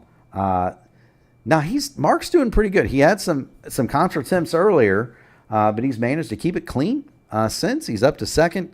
Kendall Paul runs third. Now watch the left side of your screen because that's where the action starts. There's Elwell and Osterman. Elwell hard into the wall. Osterman's going to get away from him. Elwell still spinning. He's going to start backing it across the track. No control. Boom to Dunwoody. Jeremy Dunwoody goes. He goes spinning the rest of the way. Jeremy Dunwoody almost got that truck upside down, Sam. And he's got it parked. And then you see Donald Green. He's going to sneak on past on the outside. So that's the reason that we're under caution just one more time. The 51 of Donald Green wrinkled the 67 of Billy Elwell. It is likewise sustained some damage and may need some repair, Sam. Some repair? I thought you'd You didn't hit the horn. You didn't hit the buzzer. Some damage, some repair. I feel I haven't got to. I didn't even have the soundboard queued up, Sam, because let's be honest, Brian Sharp isn't in the race tonight, so I haven't had a chance to play watch out for the trees. Yeah, we haven't had a chance to play George of the Jungle. I think Brian is he's judiciously taking a night off. He might be adminning tonight, but he's decided he wants a night away from the wildness. Winstead. Well, after last night, I'm sure that there are probably a lot of drivers that are looking forward to a break. And the drivers here tonight are probably going to feel equally as much as some of these drivers are pulling double duty since the Grand National race last night. Yeah, they most certainly are. Chad Winstead, he's going to get the drop on Mark Cofield. Oh, and Hodgson just tire spin immediately on that restart. Just complete tire spin, and the truck turns right right in front of Ryan O'Donoghue, Oh no! and he has nowhere to go, nowhere to go. So And then here's he gets Hodgson. hit in the back by Andrew Miller. Well, and so you got huge gaps on the inside line. There's not a car next to the 14 of Ryan O'Donoghue right there. There's a huge gap on the inside. Here we go. Hodgson lights up the rear tires in front of O'Donoghue. O'Donoghue gets on the binders, and then Andrew Miller comes in, and just nowhere for Miller to go. Hard in the back of the 14. Caution back out. Osterman gets involved at the end. Hodgson backing across. He's going to get collected by Ted Craven. Michael Kirk gets into Donald Green. They're going to have a separate incident at the back of this. Caution once again on the Speedway. 72, 71 laps to go now. And you got to wonder, Sam, just how many of these guys are actually getting close to that incident count. Because we've got to be getting some of these guys that are up. We got to be getting some of these guys up there. Well, as we found throughout the race, there are some drivers that didn't care about the incident count. They've just had all they can take and just called it a night. The damage to the truck did not outweigh the damage to their will to tolerate a race that presents itself. It's not unusual. It is not unusual for a Martinsville race to end up like this. Our hopes is that they would get a lot more green flag racing in, and there is still the possibility that they could do that. But again, the incident counts as far as some of these drivers are concerned. There are still some drivers out there that have been in numerous incidences that would constitute maybe getting a penalty of some kind. But they're still out on the racetrack and they're still racing. They are, and while they're still racing, but they're racing along under caution, would like to thank our sponsors for tonight's event. Chad Winstead is getting ready to bring it back to green. Archway Industrial Coatings, St. Louis-based flooring company that has been getting the job done for years. They do epoxy and urethane-based flooring solutions that withstand the test of time, all while meeting their customers' installation schedules and budgets. They're committed to doing the highest quality work at the lowest possible cost every time. ArchwayCoatings.com, or you can talk to Sean Mott. He is number 5. We are headed back toward green flag action. Let's get back on top of the press box, Sam. You need to cut back to a pack a day. I do. You sound like my doctor. Chad Winstead gets a massive jump. Kendall Paul goes to second. Mark Cofield, we've got one around on the back. That's going to be Chuck Sweeting. Oh, it's Chuck Sweeting. Yeah. Oh, and Colby Pierce is turning around as he gets, oh my heavens, he gets hit hard. All right, so we're going to have the 30 of Ted Craven. We're going to have actually. Ted Craven went high and he just completely hit the left front of Colby Pierce. We've got 3 separate things going. Mark Cofield was down on the rail, actually scraping the pit wall. They're almost 4 wide. Meanwhile, Colby Pierce has made a heck of a restart. He's going to get it 3 wide. Liam Anderson is 3 wide at the top. The 75 comes up the track, gets into Anderson. Around goes the 75. Meanwhile, Colby Pierce tries to cut across the nose of Mark Cofield, and he is going to go for a ride as well. And there we see the No Pass Media admin box machine. He's going to go around. Does not hit anything until Ted Craven, who is his teammate, by the way, gets into Colby Pierce. Caution is back out. 66 laps to go. Do want to thank everybody who has joined us here for the AMA Archway Industrial Coatings Truck Series. We know it's been a journey, but we do want to thank everybody that's joined in. Huge numbers tonight, and we do want to thank everybody for that as well. Big time engagement in the chat. Noted stars of the community have been involved tonight, and so we want to thank them too. Do want to encourage everybody, if you have not already done so, make sure you hit the like button on the video, smash the subscribe, ring the bell to subscribe to the channel and be notified of all future iRacing action here on the P1 Broadcasting Network. We are at 905 subscribers, 95 to go. And I know that somewhere our founder, Gary Godso, is watching that number climb in anticipation. And he's got the counter going backwards in the head. Unlike me, We're not counting up anymore. Now we're counting down. Now we're counting backward. And unlike me, Gary Gonzo, unlike me that went to Ball State, Gary Gonzo can count. And so, Though he went to Ball State. No, I went to Ball State, so I can't count. Oh, you went to Ball State. Gonzo, he did not. So therefore he can. We're going to get ready to go back to green here. 64 laps. A lot of these trucks, and I love that you've shown the graph that of how many laps that some of these drivers have on their tires, because on these restarts, there's so much wheel spin. Mark Cofield just had some terrible wheel spin on that last restart. James Hodgson lost his truck on a restart. And so they really have to be careful on older tires, especially if they're trying to get or generate some speed on the restart. It's detrimental on cold tires or worn tires in those instances. It can be, and something that you can do later on in a run when you're Chad Winstead. You've been out 95, caution out. And now we see Chad Dulabon is around on the front stretch. I saved it. There's Dulabon. Let's see. Well, no, he didn't save it. He didn't save it. I spoke too soon, friends. There's the 36 of Gregorio Dorso. He's to the inside of Chad Dulabon. It's a little too much throttle, and then he easily just loses the truck on that particular situation. Well, he had a little bit of help too on the corner exit, and now he's got loose, and now he's going to have a lot more help from Gregorio Dorso. I see where he and Dorso are racing door to door, coming off of the corner. Yeah. And then they make a little bit of contact, and that gets Chad Dulabon out of shape. Yeah, that's tough for Chad Dulabon. Nothing malicious there. I don't see anything egregious right there. I really don't see anything egregious. No, and Dulabon's going to come in and grab some tires, of course. Right. 60 laps to go. Speaking of that, Ryan O'Donohue, even though he was involved in an earlier incident, he has made it back to 6th. He's going to line it up in row 3. You've got Chad Winstead leading this deal. Kendale Paul was involved in the first accident of the evening. There is not a straight panel on that truck. He has hit it from I think he was actually involved in the first incident last night.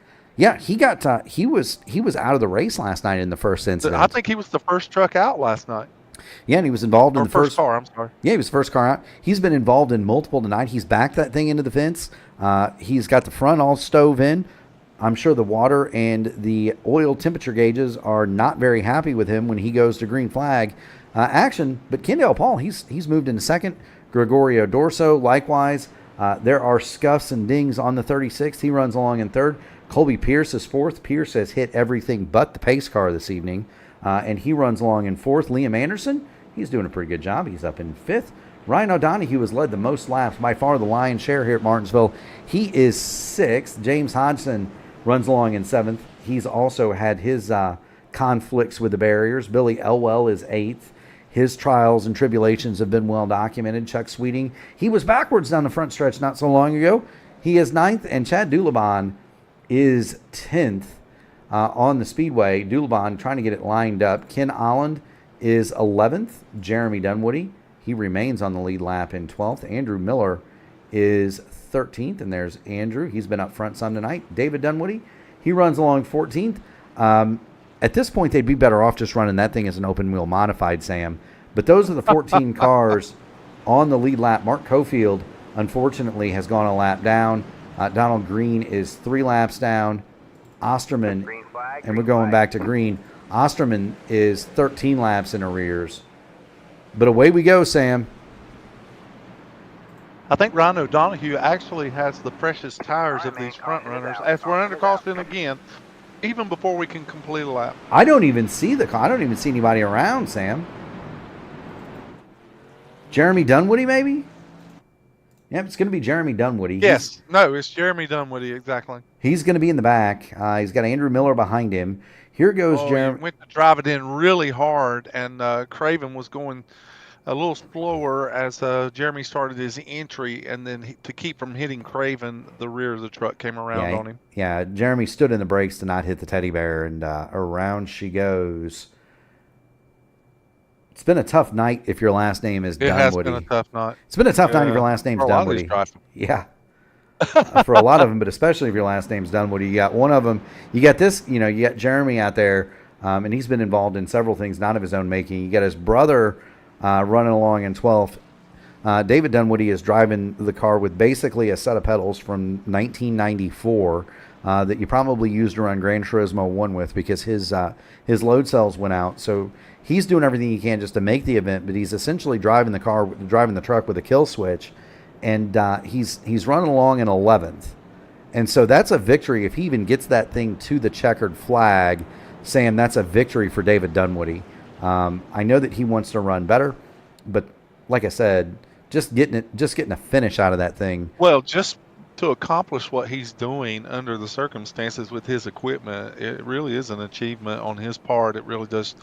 It does give a testament to his abilities to drive the truck under such conditions. It does, and I like to say, and I'm a fan of saying to people, and I say this all the time. If you follow me at Mark Murphy Racing on Facebook, people will ask me, what equipment should I buy, and my answer is always equipment doesn't matter.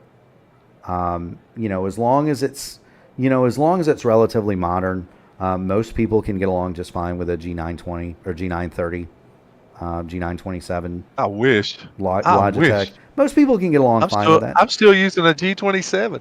Yeah, most people can get along with that though, Sam. I mean, it's it's analog. It's it's got some weight to the steering.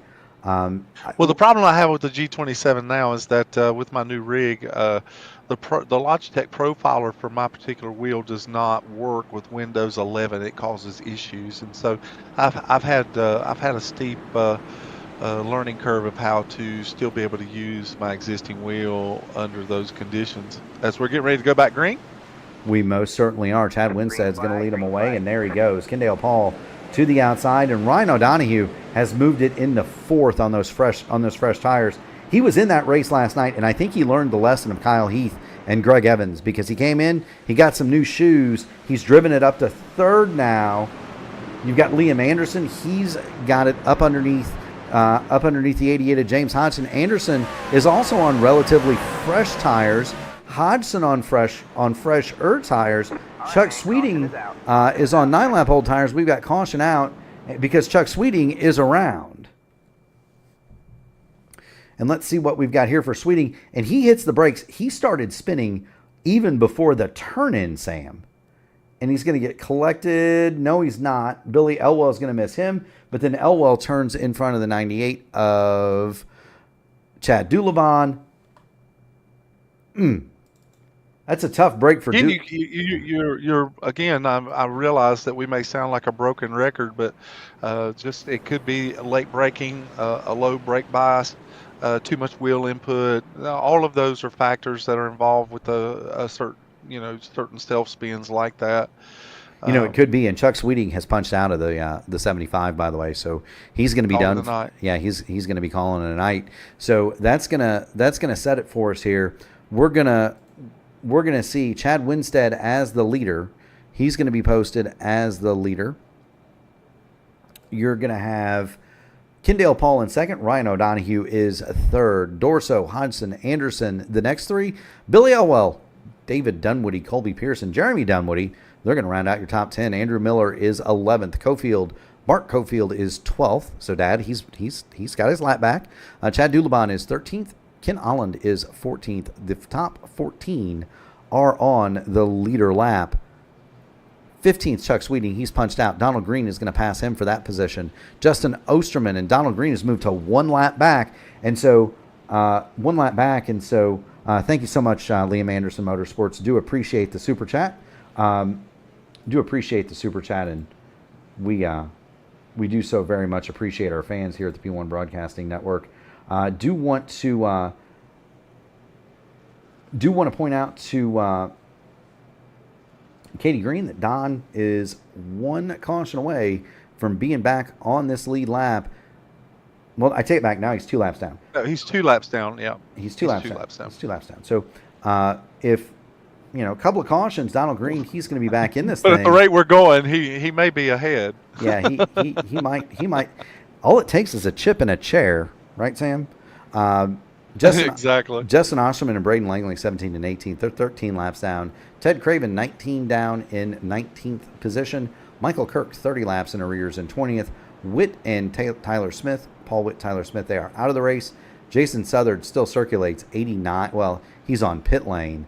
He is 89 laps down. I just think he's observing matters here in the 32. Jeffrey Hyatt is going to be credited with a 24th and last place finish. He is 93 laps down. We do have 20 cars circulating. We're going to watch this one from the blimp, Sam. We haven't done that yet.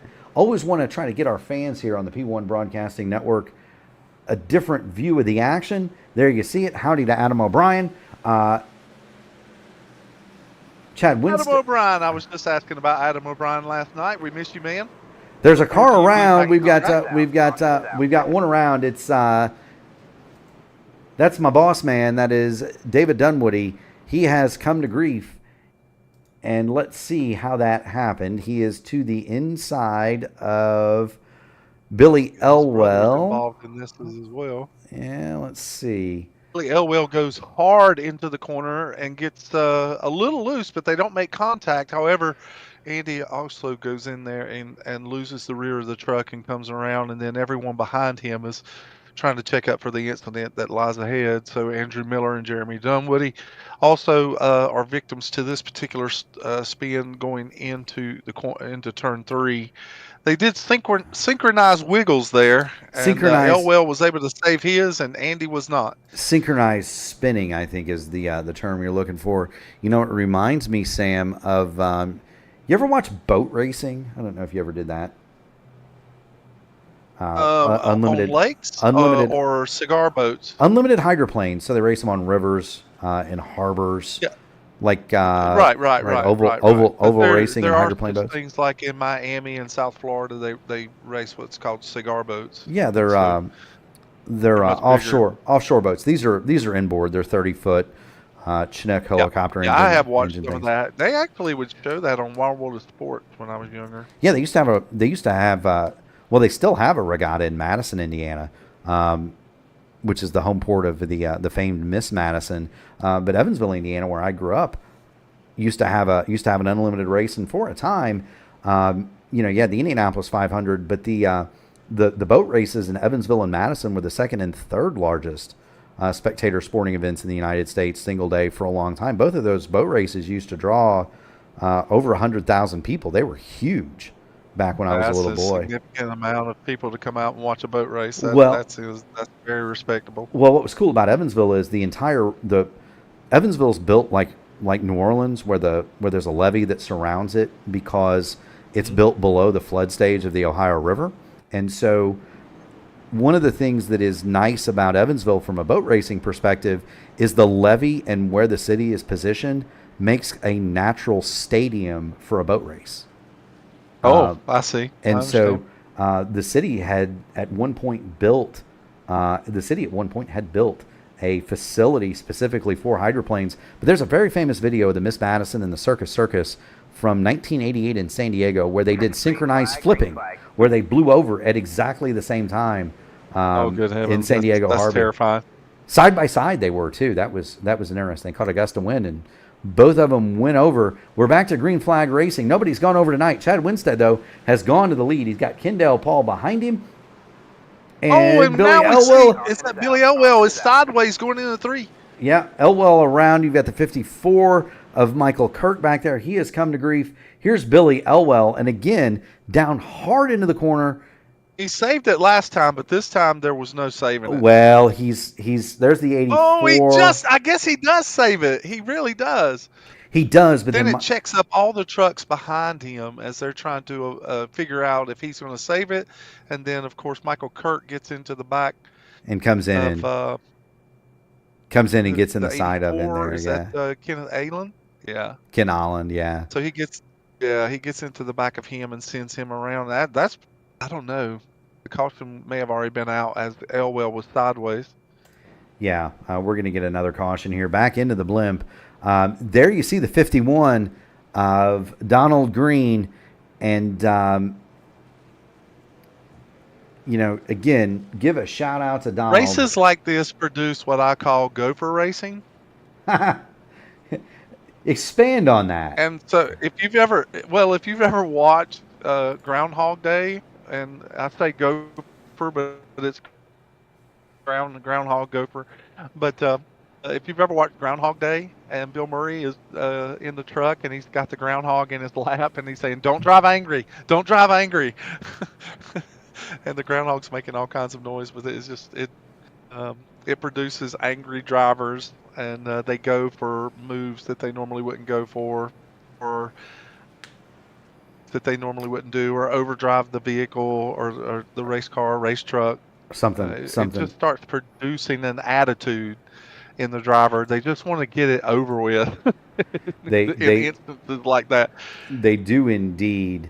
We're under caution. I really hate to say it, but I'm speaking from a driver's perspective. It just gets to the point where your mind just gets so weary of caution after caution after caution, and you're spending your Friday night sitting there just doing pace laps at 37 miles an hour, and there's wrecks, and you're caught in those wrecks, and there's damage on your truck, and then you're waiting for this person, you're hoping to catch a lucky dog.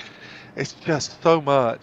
And not only that, but Sam, the tempers, as we get closer to the end of this thing, the tempers get shorter. You said Bill Murray and a groundhog. I immediately thought of Caddyshack.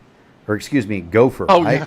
I immediately thought of Caddyshack. Yeah, that was a gopher. That was a gopher. Which Bill Murray was unsuccessful at ridding the golf course of its gopher. Here we go, back to green flag action. We're watching Chad Winstead. He's going to streak away from the field. Meanwhile, we've got a heck of a battle between Liam Anderson, James Hodgson, and Gregorio Dorso. Anderson takes it all the way to the top. Does not get the best of that, as now Chad Dulabon gets on the inside of Liam going into turn one. And Liam gets the truck straightened out, and he'll get back up to race speed. Speaking of race speed, be careful, boys. If you get 3 or 4 more going, just knocked on wood, you get 3 or 4 more going here, you get some heat in these tires, we might be able to stay green for a while. James Hodgson says no. Caution. He says can't do that. No, and you saw it live. We're not going to do a replay on this one. James Hodgson just gets a little bit too much rear brake. Tires aren't quite hot enough yet. Around goes the 88, and we are under caution one more time. And for Katie Green, your man is almost back on the lead lap. If Andrew Miller doesn't get it, Donald Green will be the lucky dog, and it would put him on the lead lap. And so we're gonna keep it right here on the 51. Brake discipline, Carrie Elwell. That is exactly right. You have to. It's so easy to want to try to go as hard as you can into these corners here at Martinsville, because it looks so wide from inside the truck, and you're not going all that fast. I think you might hit 120 miles an hour here. You're not going very fast as compared to a lot of other tracks. We're watching Donald Green. Is it going to be Donald? We'll see if he streaks by the pace truck. I'll tell you what, Donald Green's going to get back on the lead lap, and how about that, Sam?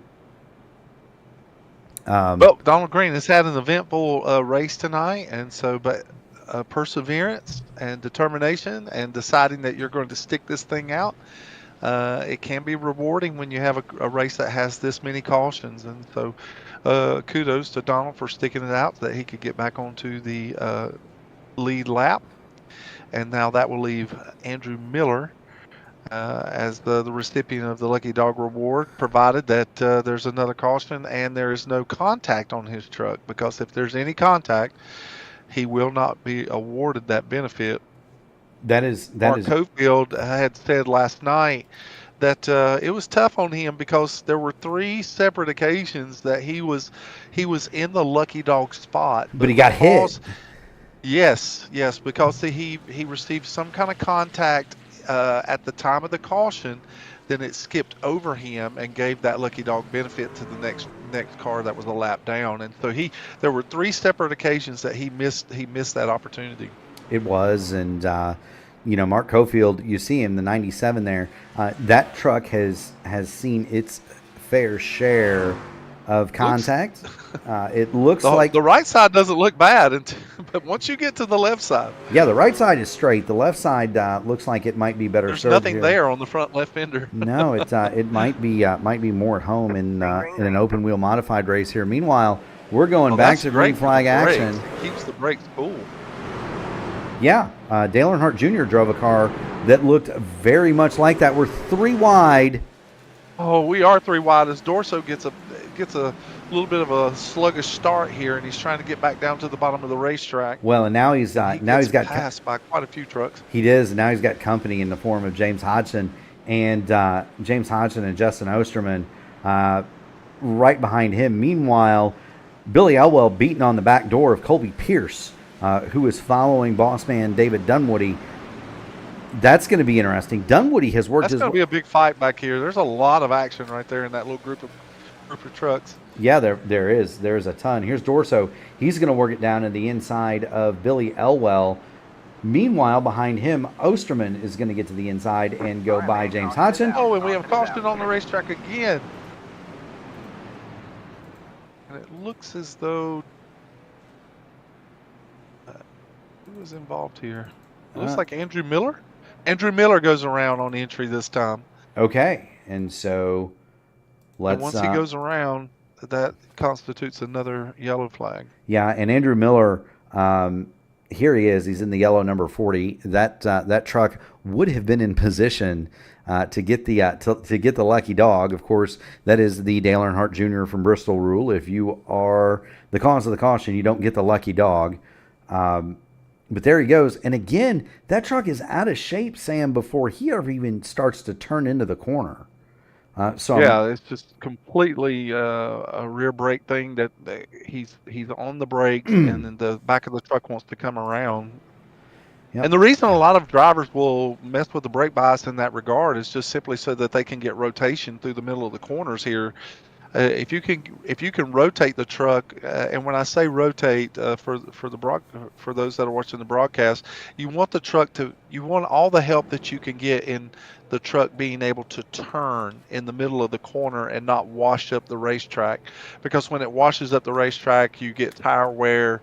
Of course, you risk hitting the truck that may be outside of you, and so by getting the rear end to turn a little bit for you under braking, then it will help you get that center off turn and keep the truck down on the bottom of the racetrack. So that's why a lot of drivers mess with the brake bias. Yeah, they do. And so I do want to point out there are several different agendas here at the front, Sam. Chad Winstead, 133 laps since he last pitted. Ryan O'Donohue has made it back to second. O'Donohue has led by far the most laps tonight. He's got 46 laps on his current set of tires. Chad Dulaban has made it back to third. Dulaban, 19 laps on his rubber. Kendale Paul, he is fourth. Kendale Paul has 100 laps. David Dunwoody and his kill switch have 48 laps on their tires. Colby Pierce is in sixth, 32 laps. Dorso, 71 laps on his. Billy Elwell. Is that his superhero name now? Is that Andy Dunwoody's superhero now, kill switch? Well, he's a big fan of Tweety Bird, believe it or not. Oh, that's right. So Billy Elwell, let's zoom in real quick on the side of the truck for Andy Dunwoody, the 28. There should be a Tweety Bird somewhere on there inside the 28, but you can't see it because he's been in the fence over there a little bit. Tweety smear. Yeah, Tweety's been now smeared we're back off. on the green. Tweety's been smeared off the side of that thing. Chad Winstead gets the jump, and we're going to go to the blimp so that we can see all of the action or as much of it as possible. It appears as though about encompass the entire field with a blimp shot. Yeah. Liam Anderson with a big run off of two, and Billy Elwell goes for the protect that spot, and he will probably still maintain that spot because the caution came out. Yes, he will. Yes, he did. And I didn't see who the caution was for. Let's see if we can. Could it be Justin Osterman, but just ahead of him? Looks like James Hodgson. Yeah, it's Hodgson. It is James Hodgson. Goes around in the 88 Osterman, collects him. Oh, wow. The two, Yeah, they're 3 wide for just a moment, and Donald Green is just trying to maintain a spot there in the middle of the racetrack. And then they make contact, and Hodgson gets the worst of that, and he collects Justin Osterman, and then Jeremy Dunwoody once again. Those are three. Being able. Those are 3 teammates. So I think Dunwoody saw 2 of his buddies in the fence and decided he wanted to join them out of sympathy. There's the 2 endurance teammates. They're going to hit hard. Osterman goes around, and there's Jeremy Dunwoody. He just gets on the binders harder than he needs to, and the thing turns sideways. And so we are back under the yellow. So now we're within 20 laps of the race being over. We are. I really don't know that we'll have a situation that we had last night with Kyle Heath and Greg Evans, who were really so good last night. I think what you're going to find is that these front runners are just going to finish the race out on what they have. Even if Winstead and Kendall Paul have older tires than Dulabon and Ryan O'Donoghue, I believe they're just going to stick it out. They don't want to risk going in and getting tires, and then all these cautions that we've been having tonight, and we still have 14 trucks on the lead lap. It's just too big of a risk in this particular race. So these front runners, these front 5 trucks, front 6 trucks, are probably just going to stay out, and they're just going to roll the dice with what they have. They're going to run what they brung at this point. Donald Green has checked in the chat. All the work, he says, and the truck blows up under caution. That's a tough break for Donald. We are just so disappointed for him. He had made his way all the way back to the lead lap, and then only to get damage come back to bite him. So Donald Green out of the event. He's going to probably be credited here with something like 15th or 16th spot, 17th anywhere spot. Between 15th and 17th, yeah. Green. Yeah, I think 17th is probably going to be where he lands. We're back under green flag action here. There is... And Chad, I want to remind you, Mark, that earlier in the race, after Chad Dulabon had pitted after 100 laps, he said the tire wear on his truck was only 99%. So Chad Winstead may have some tire left here to at least give Dulabon a race. Whoa! And if he... Whoa. Mark Cofield gets into the back of Billy Elwell. No caution. Everybody, no caution on the track yet. Everybody saved it. Billy Elwell lifted. And and Billy Elwell goes into the pit lane. Yeah, I don't know if that was planned or not. I don't know. He took a hard Kirk lick. into the wall. Oh, and Braden Langley into the wall on the front stretch. They're 3 wide going into 1. Andrew Miller on the bottom. Now they've straightened it out. He and Michael Kirk are door to door going down the back stretch. James Hodgson is on the pit lane. Gregorio Dorso, Liam Anderson, and Mark Cofield have all gotten by David Dunwoody. Mark Cofield looking on the inside of Liam Anderson. Meanwhile, Anderson leaves him a lane down there, and now they're going to come off 2 side by side as Billy Elwell comes out of the pit lane. Liam cuts off the nose of the 97 as they come off 3 and 4. Meanwhile, the 97 spinning. Loses the back, and will he save it? Yes, he will. Yes, he will. We're still green. Wow, green. What a save. We're still green. We're going to replay that for you. We're still green. He comes off. No. Wait, there's a truck sideways on the racetrack. Is that Billy Elwell again? It is Billy Elwell. It could be. It is Billy Elwell. Yeah, hard it was. Into the wall. He was just past Mark Cofield, who was saving the truck, and then he enters high and loses the back of the truck and winds up into the wall and sideways, and Andrew Miller comes along and catches a piece of that. Yes, he does. And Elwell had just gotten out of the pits. I don't know if he had suffered a restart penalty or what. I don't know what happened there.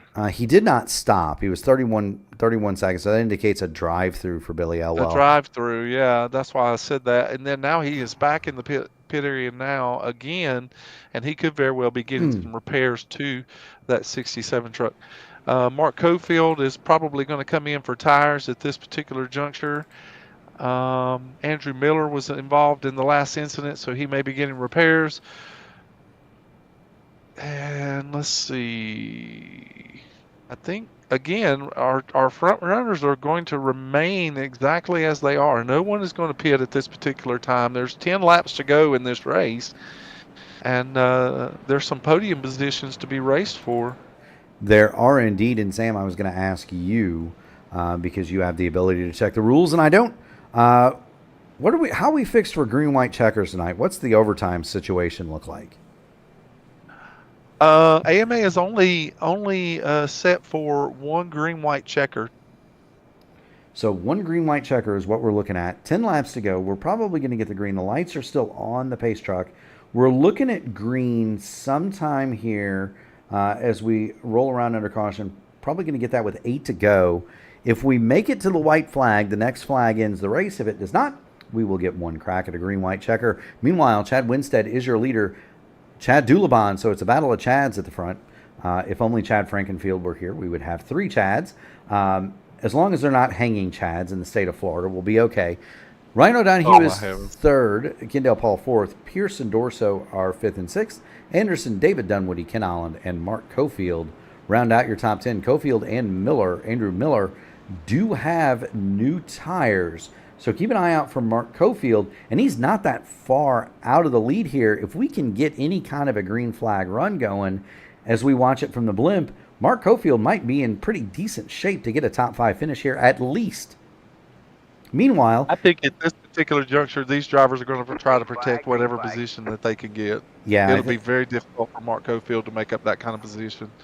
Oh, well, we're already going around on the front. That's Andrew Miller. That may be a wheel spin issue. Yeah, let's see it. Andrew Miller in the 40 went around, and let's see. He.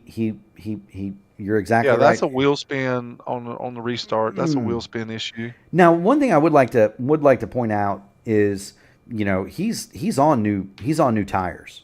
So he had come in and taken fresh tires just moments ago. But it could be a situation where you're down in the part of the track that doesn't get used all that much. You got some marbles on your tires.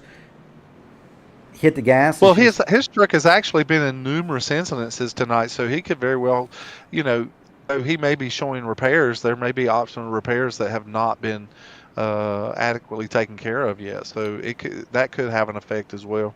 It most certainly could. So there's Andrew Miller. He runs along under yellow he comes here. Back into the pit lane. Yeah, he's going to come back in. So is Michael Kirk. Oh, he cut that orange box off right there. I wonder if that's a penalty. You would be the one to know, Sam. If he cuts that orange box off, that could generate a pit lane violation, unsafe pit entrance, and that is the penalty. It could. Then again, it's been a long night for Andrew Miller, and it just again the temperature in the cockpit might be over 212 at this point in the 40. I'm sure it's that way. You can hear the driver chat. I cannot. I am sure that it is over that. There have only been a couple of incidences where drivers are a little more vocal about what has happened on the track. But Kendall Paul and the administrative team have actually done a good job of reminding the drivers to keep negative communication off of the comms. And if they have any concerns about on-track incidences, that they can file a ticket. The AMA, that's how they handle their disputes, is that if a driver has a protest or something of that sort, or a beef against another driver, rather than verbally attack him in an event, that they can go on AMA's procedural process and fill out what they call a ticket, and then produce their side of the case, and then the admin team will look into that particular incident. But he's done a great job in keeping the drivers off the button, is what we call it. It has. Mike Rigney's chimed in. He wants to know what the temperature is in the server. It is 67 degrees in the air, and my favorite number, my car number, 69 on the track. We're going to get the green flag. We're going to have a green-white checker. Green flag is out. 3 laps to go. Chad Winstead gets the jump. He has got Chad Dulabon right behind him. And then Rhino Donahue. Running out for Dulabon. He has fresher tires. Oh, and we're under caution again. Andrew Miller around. Justin Osterman is involved. And here we go. It's going to be off the restart, Sam, carrying down into turn number 1. Osterman has a rear end full of Billy Elwell. And they're checking up here. Well, now Elwell really hits the back of Osterman's truck really hard, and then on that entry, he stuck it in there. He did. Now wow, Billy Elwell really stuck that truck in there. He does. That gets into Justin Osterman, which makes it 3 wide, and it cleans out the number 40 of Andrew Miller. We go to caution. Sure does. It goes to caution one more time. Elwell loses it off of 2. I don't know. Talking about tempers and and heat in the cockpit. I don't know if that might be a product of that or not. Let's go back and see one more time, and we'll just watch it from. We'll just keep our cameras on the 67 and Billy Elwell. So there goes the 40. There goes the 57. Both of those trucks hard into the wall. Here comes Billy Elwell off. No assistance on the 67. However. And Billy actually was the lucky dog candidate. He was actually in the position for the lucky dog. He is, and he's punched out. So the 67 will get no further credit this evening. Andrew Miller. Actually, Billy Elwell and Andrew Miller both have reached the limit of their incident points. So both drivers were immediately excluded, expelled from the server. Yeah, they've both been excluded. Donald Green, by the way, is going to land in 18th place. Michael Kirk is the only other truck behind him that is circulating, and Kirk is 15 laps behind with 3 laps to go. So just to kind of let everybody know that situation, Braden Langley, Justin Osterman, and Ted Craven are all too far behind Elwell and Miller to make up a position. So they will finish 13th and 14th. James Hodgson continues to circulate. Well, regardless of anything else, on this restart, this will be where the drivers finish, whether it's caution or whatever.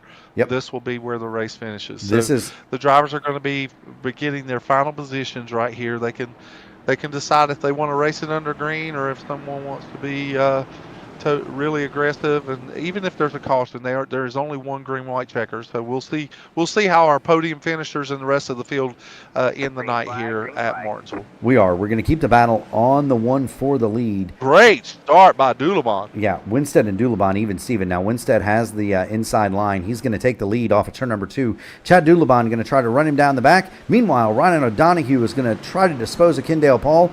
That'll move O'Donohue into 3rd, Kendale Paul to 4th, and here comes Gregorio Dorso to 5th. Meanwhile, Chad Winstead gets the white flag, and so the next flag does end the race. Winstead through turns 1 and 2. Not quite close enough for Chad Dulabon. Dulabon's going to try to draw a beat into turn number 3. Too far back for Ryan O'Donohue. It's down to these 2. Oh, big run through the middle there by Dulabon, but he's not going to be able to catch Chad Winstead as Chad Winstead comes and takes the checkered flag here at Martinsville for our completion of the endurance race at Martinsville. There's Barney. He's waving the checkered flag, and I don't know that there have been so many people with temperatures close to 100 degrees Celsius to see that checkered flag waving as there are tonight. But boys, it's over. You've made it, and so we're going to go ahead and get the music out, Sam, because you know what time it is. It's time to read off the finishing order. With the win tonight, it's Chad Winstead. Ryan O'Donohue, he leads the most laps. He'll bring it home second. Kendale Paul, after all the trials and tribulations last night and tonight, he's going to get rewarded with a podium third. Gregorio Dorso is 4th. And how about Colby Pierce? He brings it home 5th. Dad, Mark Hofield, he did a pretty good job. He brings it back 6th. David Dunwoody, he drove that truck with a digital set of pedals, so more or less with the kill switch. He comes home 7th. Brother Jeremy 8th. Ken Allen 9th. James Hodgson is going to round out your top 10. In 11th, Chad Dulabon. Liam Anderson, he ran up front all night, and I don't think 12th is indicative of how well Liam Anderson drove this evening. 13th, Braden Langley. 13th, Braden Langley. Andrew Miller, Billy Elwell, they were DNQ'd late for incident points. Justin Osterman is going to be 15th. Ted Craven, Michael Kirk, Donald Green, and Chuck Sweeting, they're going to round out the top 20. We had 24 trucks tonight. Paul Witt, Tyler Smith, Jason Southern, and Jeffrey Hyatt are the remainder of the field. Broadcast number 2 is us. We do not count, Sam. Nope, not in this particular event. We don't. we do not count, and so we're gonna get some replays queued up here.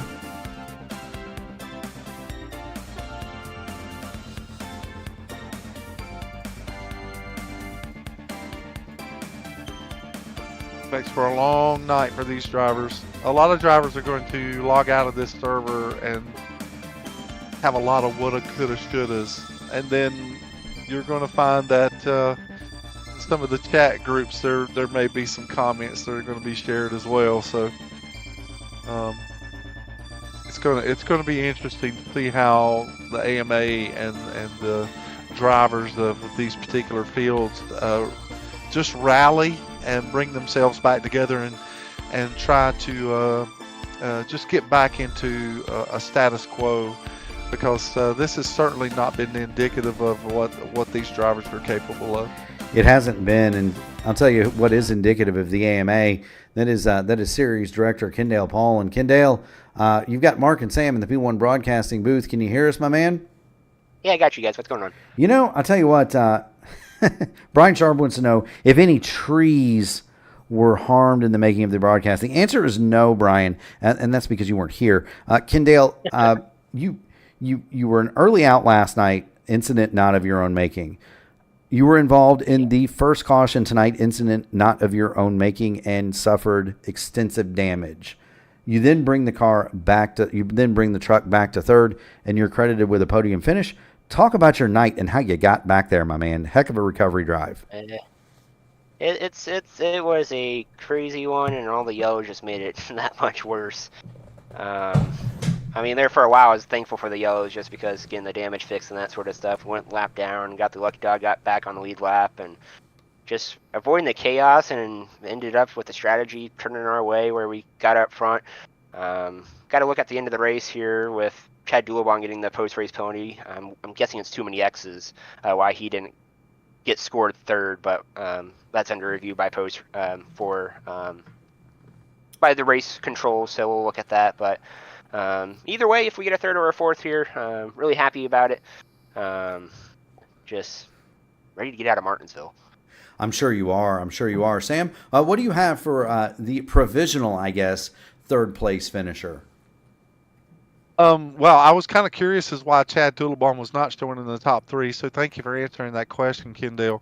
I would like you to just take the racer helmet off just for a moment and put on your administrative hat and just kind of give us some insight about how you recoup the last 2 nights and just how you process that and encouraging your drivers to come back next week bigger, better, stronger. It's a really tough thing, and these races are really tough to be that race admin, because you got to kind of tip the scales of being too harsh or not being harsh enough.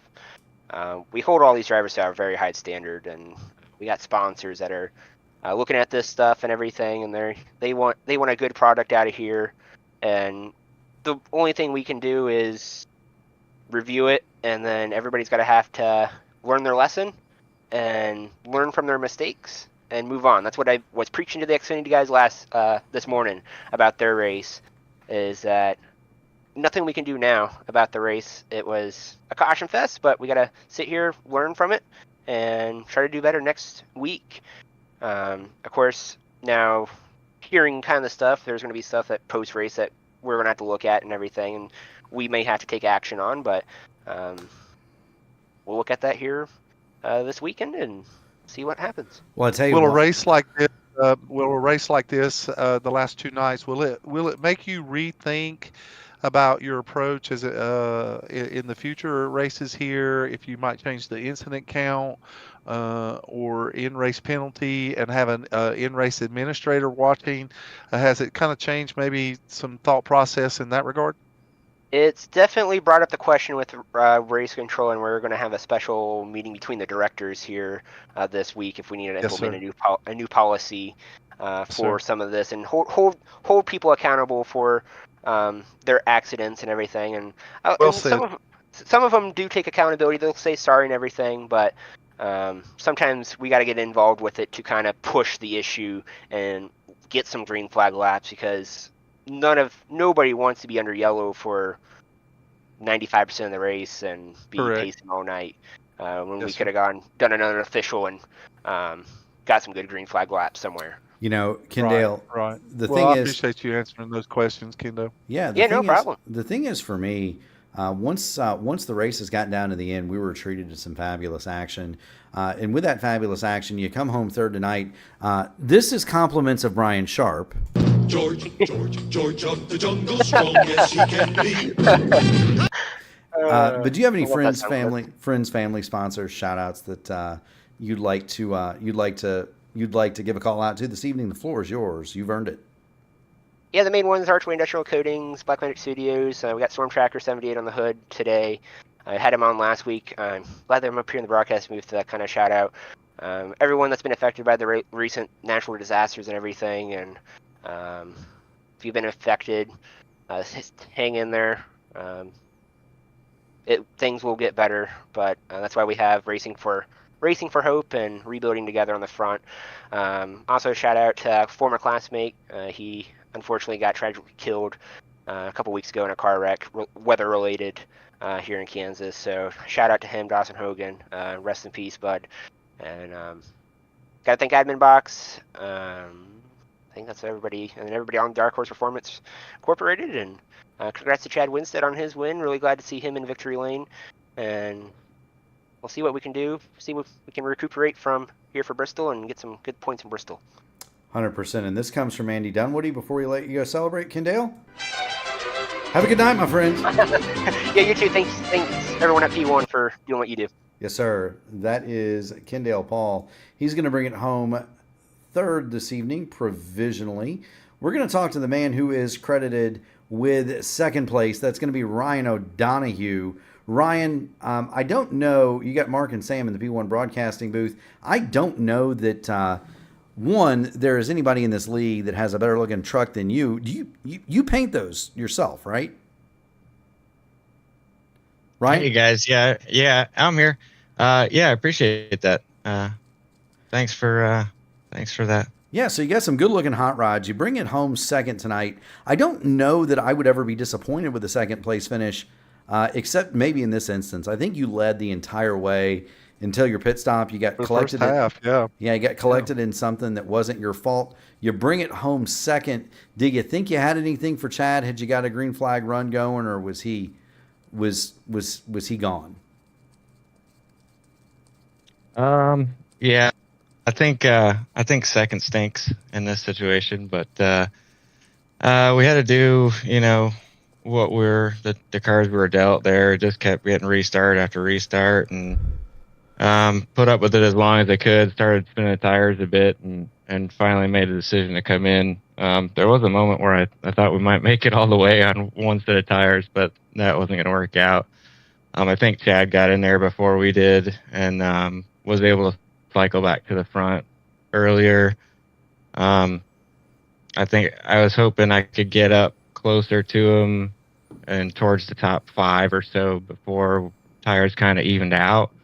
And then we got stacked up on that one restart, and luckily didn't take as bad as damage as we did last night and end our race. But had I maybe thrown another set on when I came in there after that happened, might have had something. A few green flag laps would have definitely helped getting a rhythm. It's a big rhythm racetrack. I love those types of racetracks, and yeah, that was a lot. I'm just glad we were able to bring it home this time. Had a couple unfortunate circumstances in the last few weeks.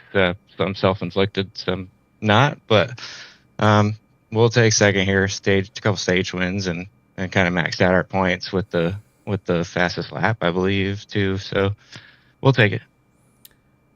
I do believe Ron, you had a great run tonight. Super good to watch you run. You wheeled the truck around masterfully there at the beginning of the race, and of course started on the front row. You and Chad both were able to maintain those positions throughout. But can you just give us a little insight what might be going through your head? You run the first half of the race. Of course, you're leading all of those laps.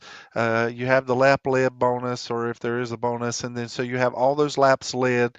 Of course, you alluded to the fact that you have to get tires, but once you come back in and then something happens with Hodgson tire spinning in front of you and then turning sideways, what's going through your mind in instances like that when you know you have such a good truck?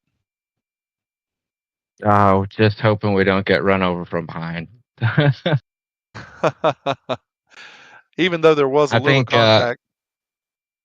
yeah, there sure was, but we definitely didn't take as hard a hit as we did last night and get meatballed. So, yeah, that was a tough situation. I knew we were gonna get put back there at some point. The way the cautions kept falling, there was never gonna be a whole group of cars that came to pit road at the same time. So you had to kind of just pick, you know, the best Yeah, I think we estimated that what you felt the best Wednesday had time was. actually pitted about 50 laps before you did. Yeah, I think that's what I saw on my screen too. And by the time I drove around the outside a few times to get some position back to him. And I think by then I was kind of equaled out. You just have to be in control of the race pretty much, like the first half went. Whoever's It was leading there it's with, the safest place, absolutely. yeah, you can definitely fire off really good from the bottom and kind of pick and choose your tactics there. You know, on that first lap firing off. I wish we could have gotten a long run there. I think we would have had a great race with the 3 or 4 of us up front there. Well, you definitely represented Jesse Jones hot dogs, Jesse Jones red hot dogs well tonight with that 14 Heatwave truck. So great job and just a good finish after last night's disappointment. I know that you feel like second is the first loser, but the truth of the matter is, in an attrition race like this, it's always nice to have at least something good to hang your hat on. Yeah, I agree. We wanted to take away a good finish the last couple, like last night too. I think I don't know what happened on the initial start. I don't know if I rolled ahead just a nose, and that gave us a penalty, and I was kind of confused at it in the first turn, and that just kind of stacked everybody up. I felt bad about that, and we were fighting to get 3 laps back the whole race. But this one went a little better. We were able to control it for a little while, so we'll take this one for sure. Well, thank you so much for joining us in the booth, Ryan, and we do definitely appreciate that. Because you are credited with second place, you've got the mic. Friends, family, sponsors, shout-outs. The floor is yours, sir.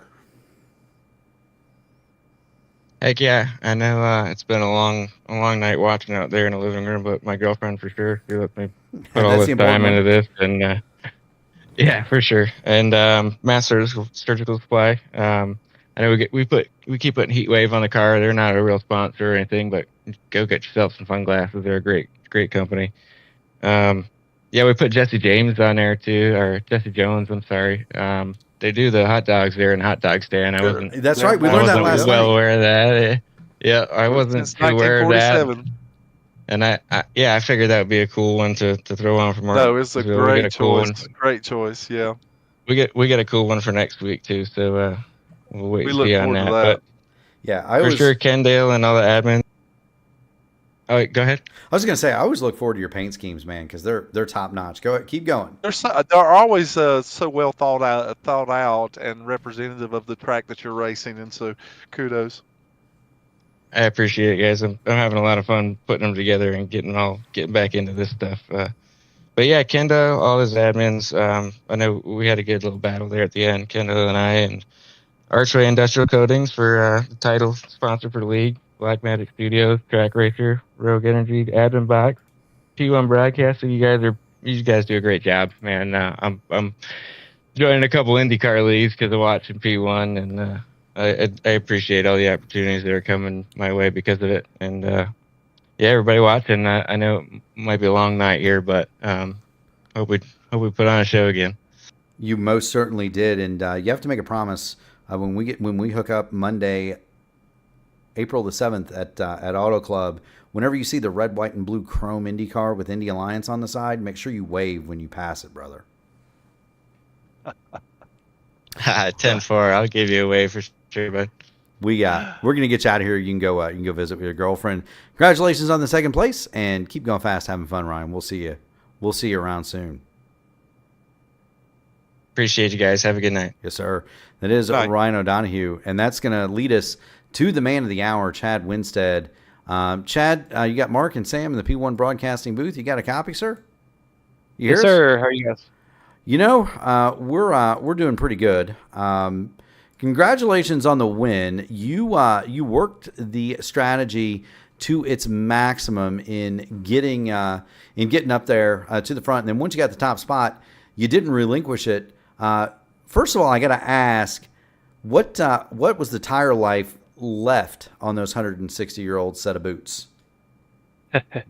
I didn't even check. I'm just so tired of pacing around, and then that little last run there that I just pretty much closed out right away. If I had to imagine, I know on that first pit stop, only with about 40 laps, however many green flag laps we ran, it was still 99 all the way around. So just judging by the way that the truck felt at the end of the race, I would say that they still probably had 95 or more on the rights. There you go. That was my only question. You played it like a grandmaster tonight, Chad. Congratulations on the win, Sam. What do you have for the winner this evening? Had a great run tonight. Of course, I do want to duly note the fact that this is not something that just came your way. You were incredibly fast tonight. You started up front. You stayed in the top 10 the majority of the race. Can you just give us a little insight about it's always interesting to me what the drivers may be thinking as the laps begin to wind down about who may be pitting and getting fresh tires, who's not pitting and getting fresh tires, and knowing that like Ryan O'Donohue behind you could very well have fresher rubber. So what's going through your mind in those closing laps? Even though there are so many cautions, you have to be thinking about those things. Yeah, definitely. I mean, it was definitely playing into to kind of how I was handling the restarts, trying to get the best jumps possible, as always. But then just how to run the laps too. Once I got out to a little bit of a lead, just making sure I hit my marks and not burn up my tires more than they are trying to catch me. Right. So played a kind of an interesting strategy tonight. Didn't really work out in my favor for a long time by pitting before the stage break when we had a caution. Right. That first stage break, I was thinking that maybe everybody would come down and just try to make it on fuel from there. So I short pitted and gave up the stage points, but it took a long time for that to come back and pay dividends. And I think that's ultimately what helped me get out in front when they had to pit late. But just, the reason I made that call is because I felt like the tires weren't going to wear even if we were running green. I felt like I might be able to make it work because we had a fast truck. But yeah. It ended up working out, so I'm thankful for that. But I wish we could have had a little bit more green flag racing for everybody out there that stayed and watched. Hopefully, those closing laps were interesting and fun, and I know I had a good time when we were racing with Donahue and Dulabon and Kendall up there at the front. For certain, sure. You did a great job tonight. For certain, sure. You are the second person named Chad to win a race this season. And as a pointed fact, the majority of races in the series this season have been won by a man named Chad. And since you are the second Chad, the microphone is yours. Friends, family, sponsors, anybody you'd like to mention, sir, you have the floor. Thank you. Yeah, give shout out to the Pilot John crew that was watching tonight. Everybody that tuned in there, we got them on the truck. A special shout out to my wife Beth and my good friend Nick, who's watching down in his dorm room probably. So I appreciate everybody that tuned in and was cheering us on at the Pilot John truck, and thank you guys for putting on the broadcast and sticking with us for this one.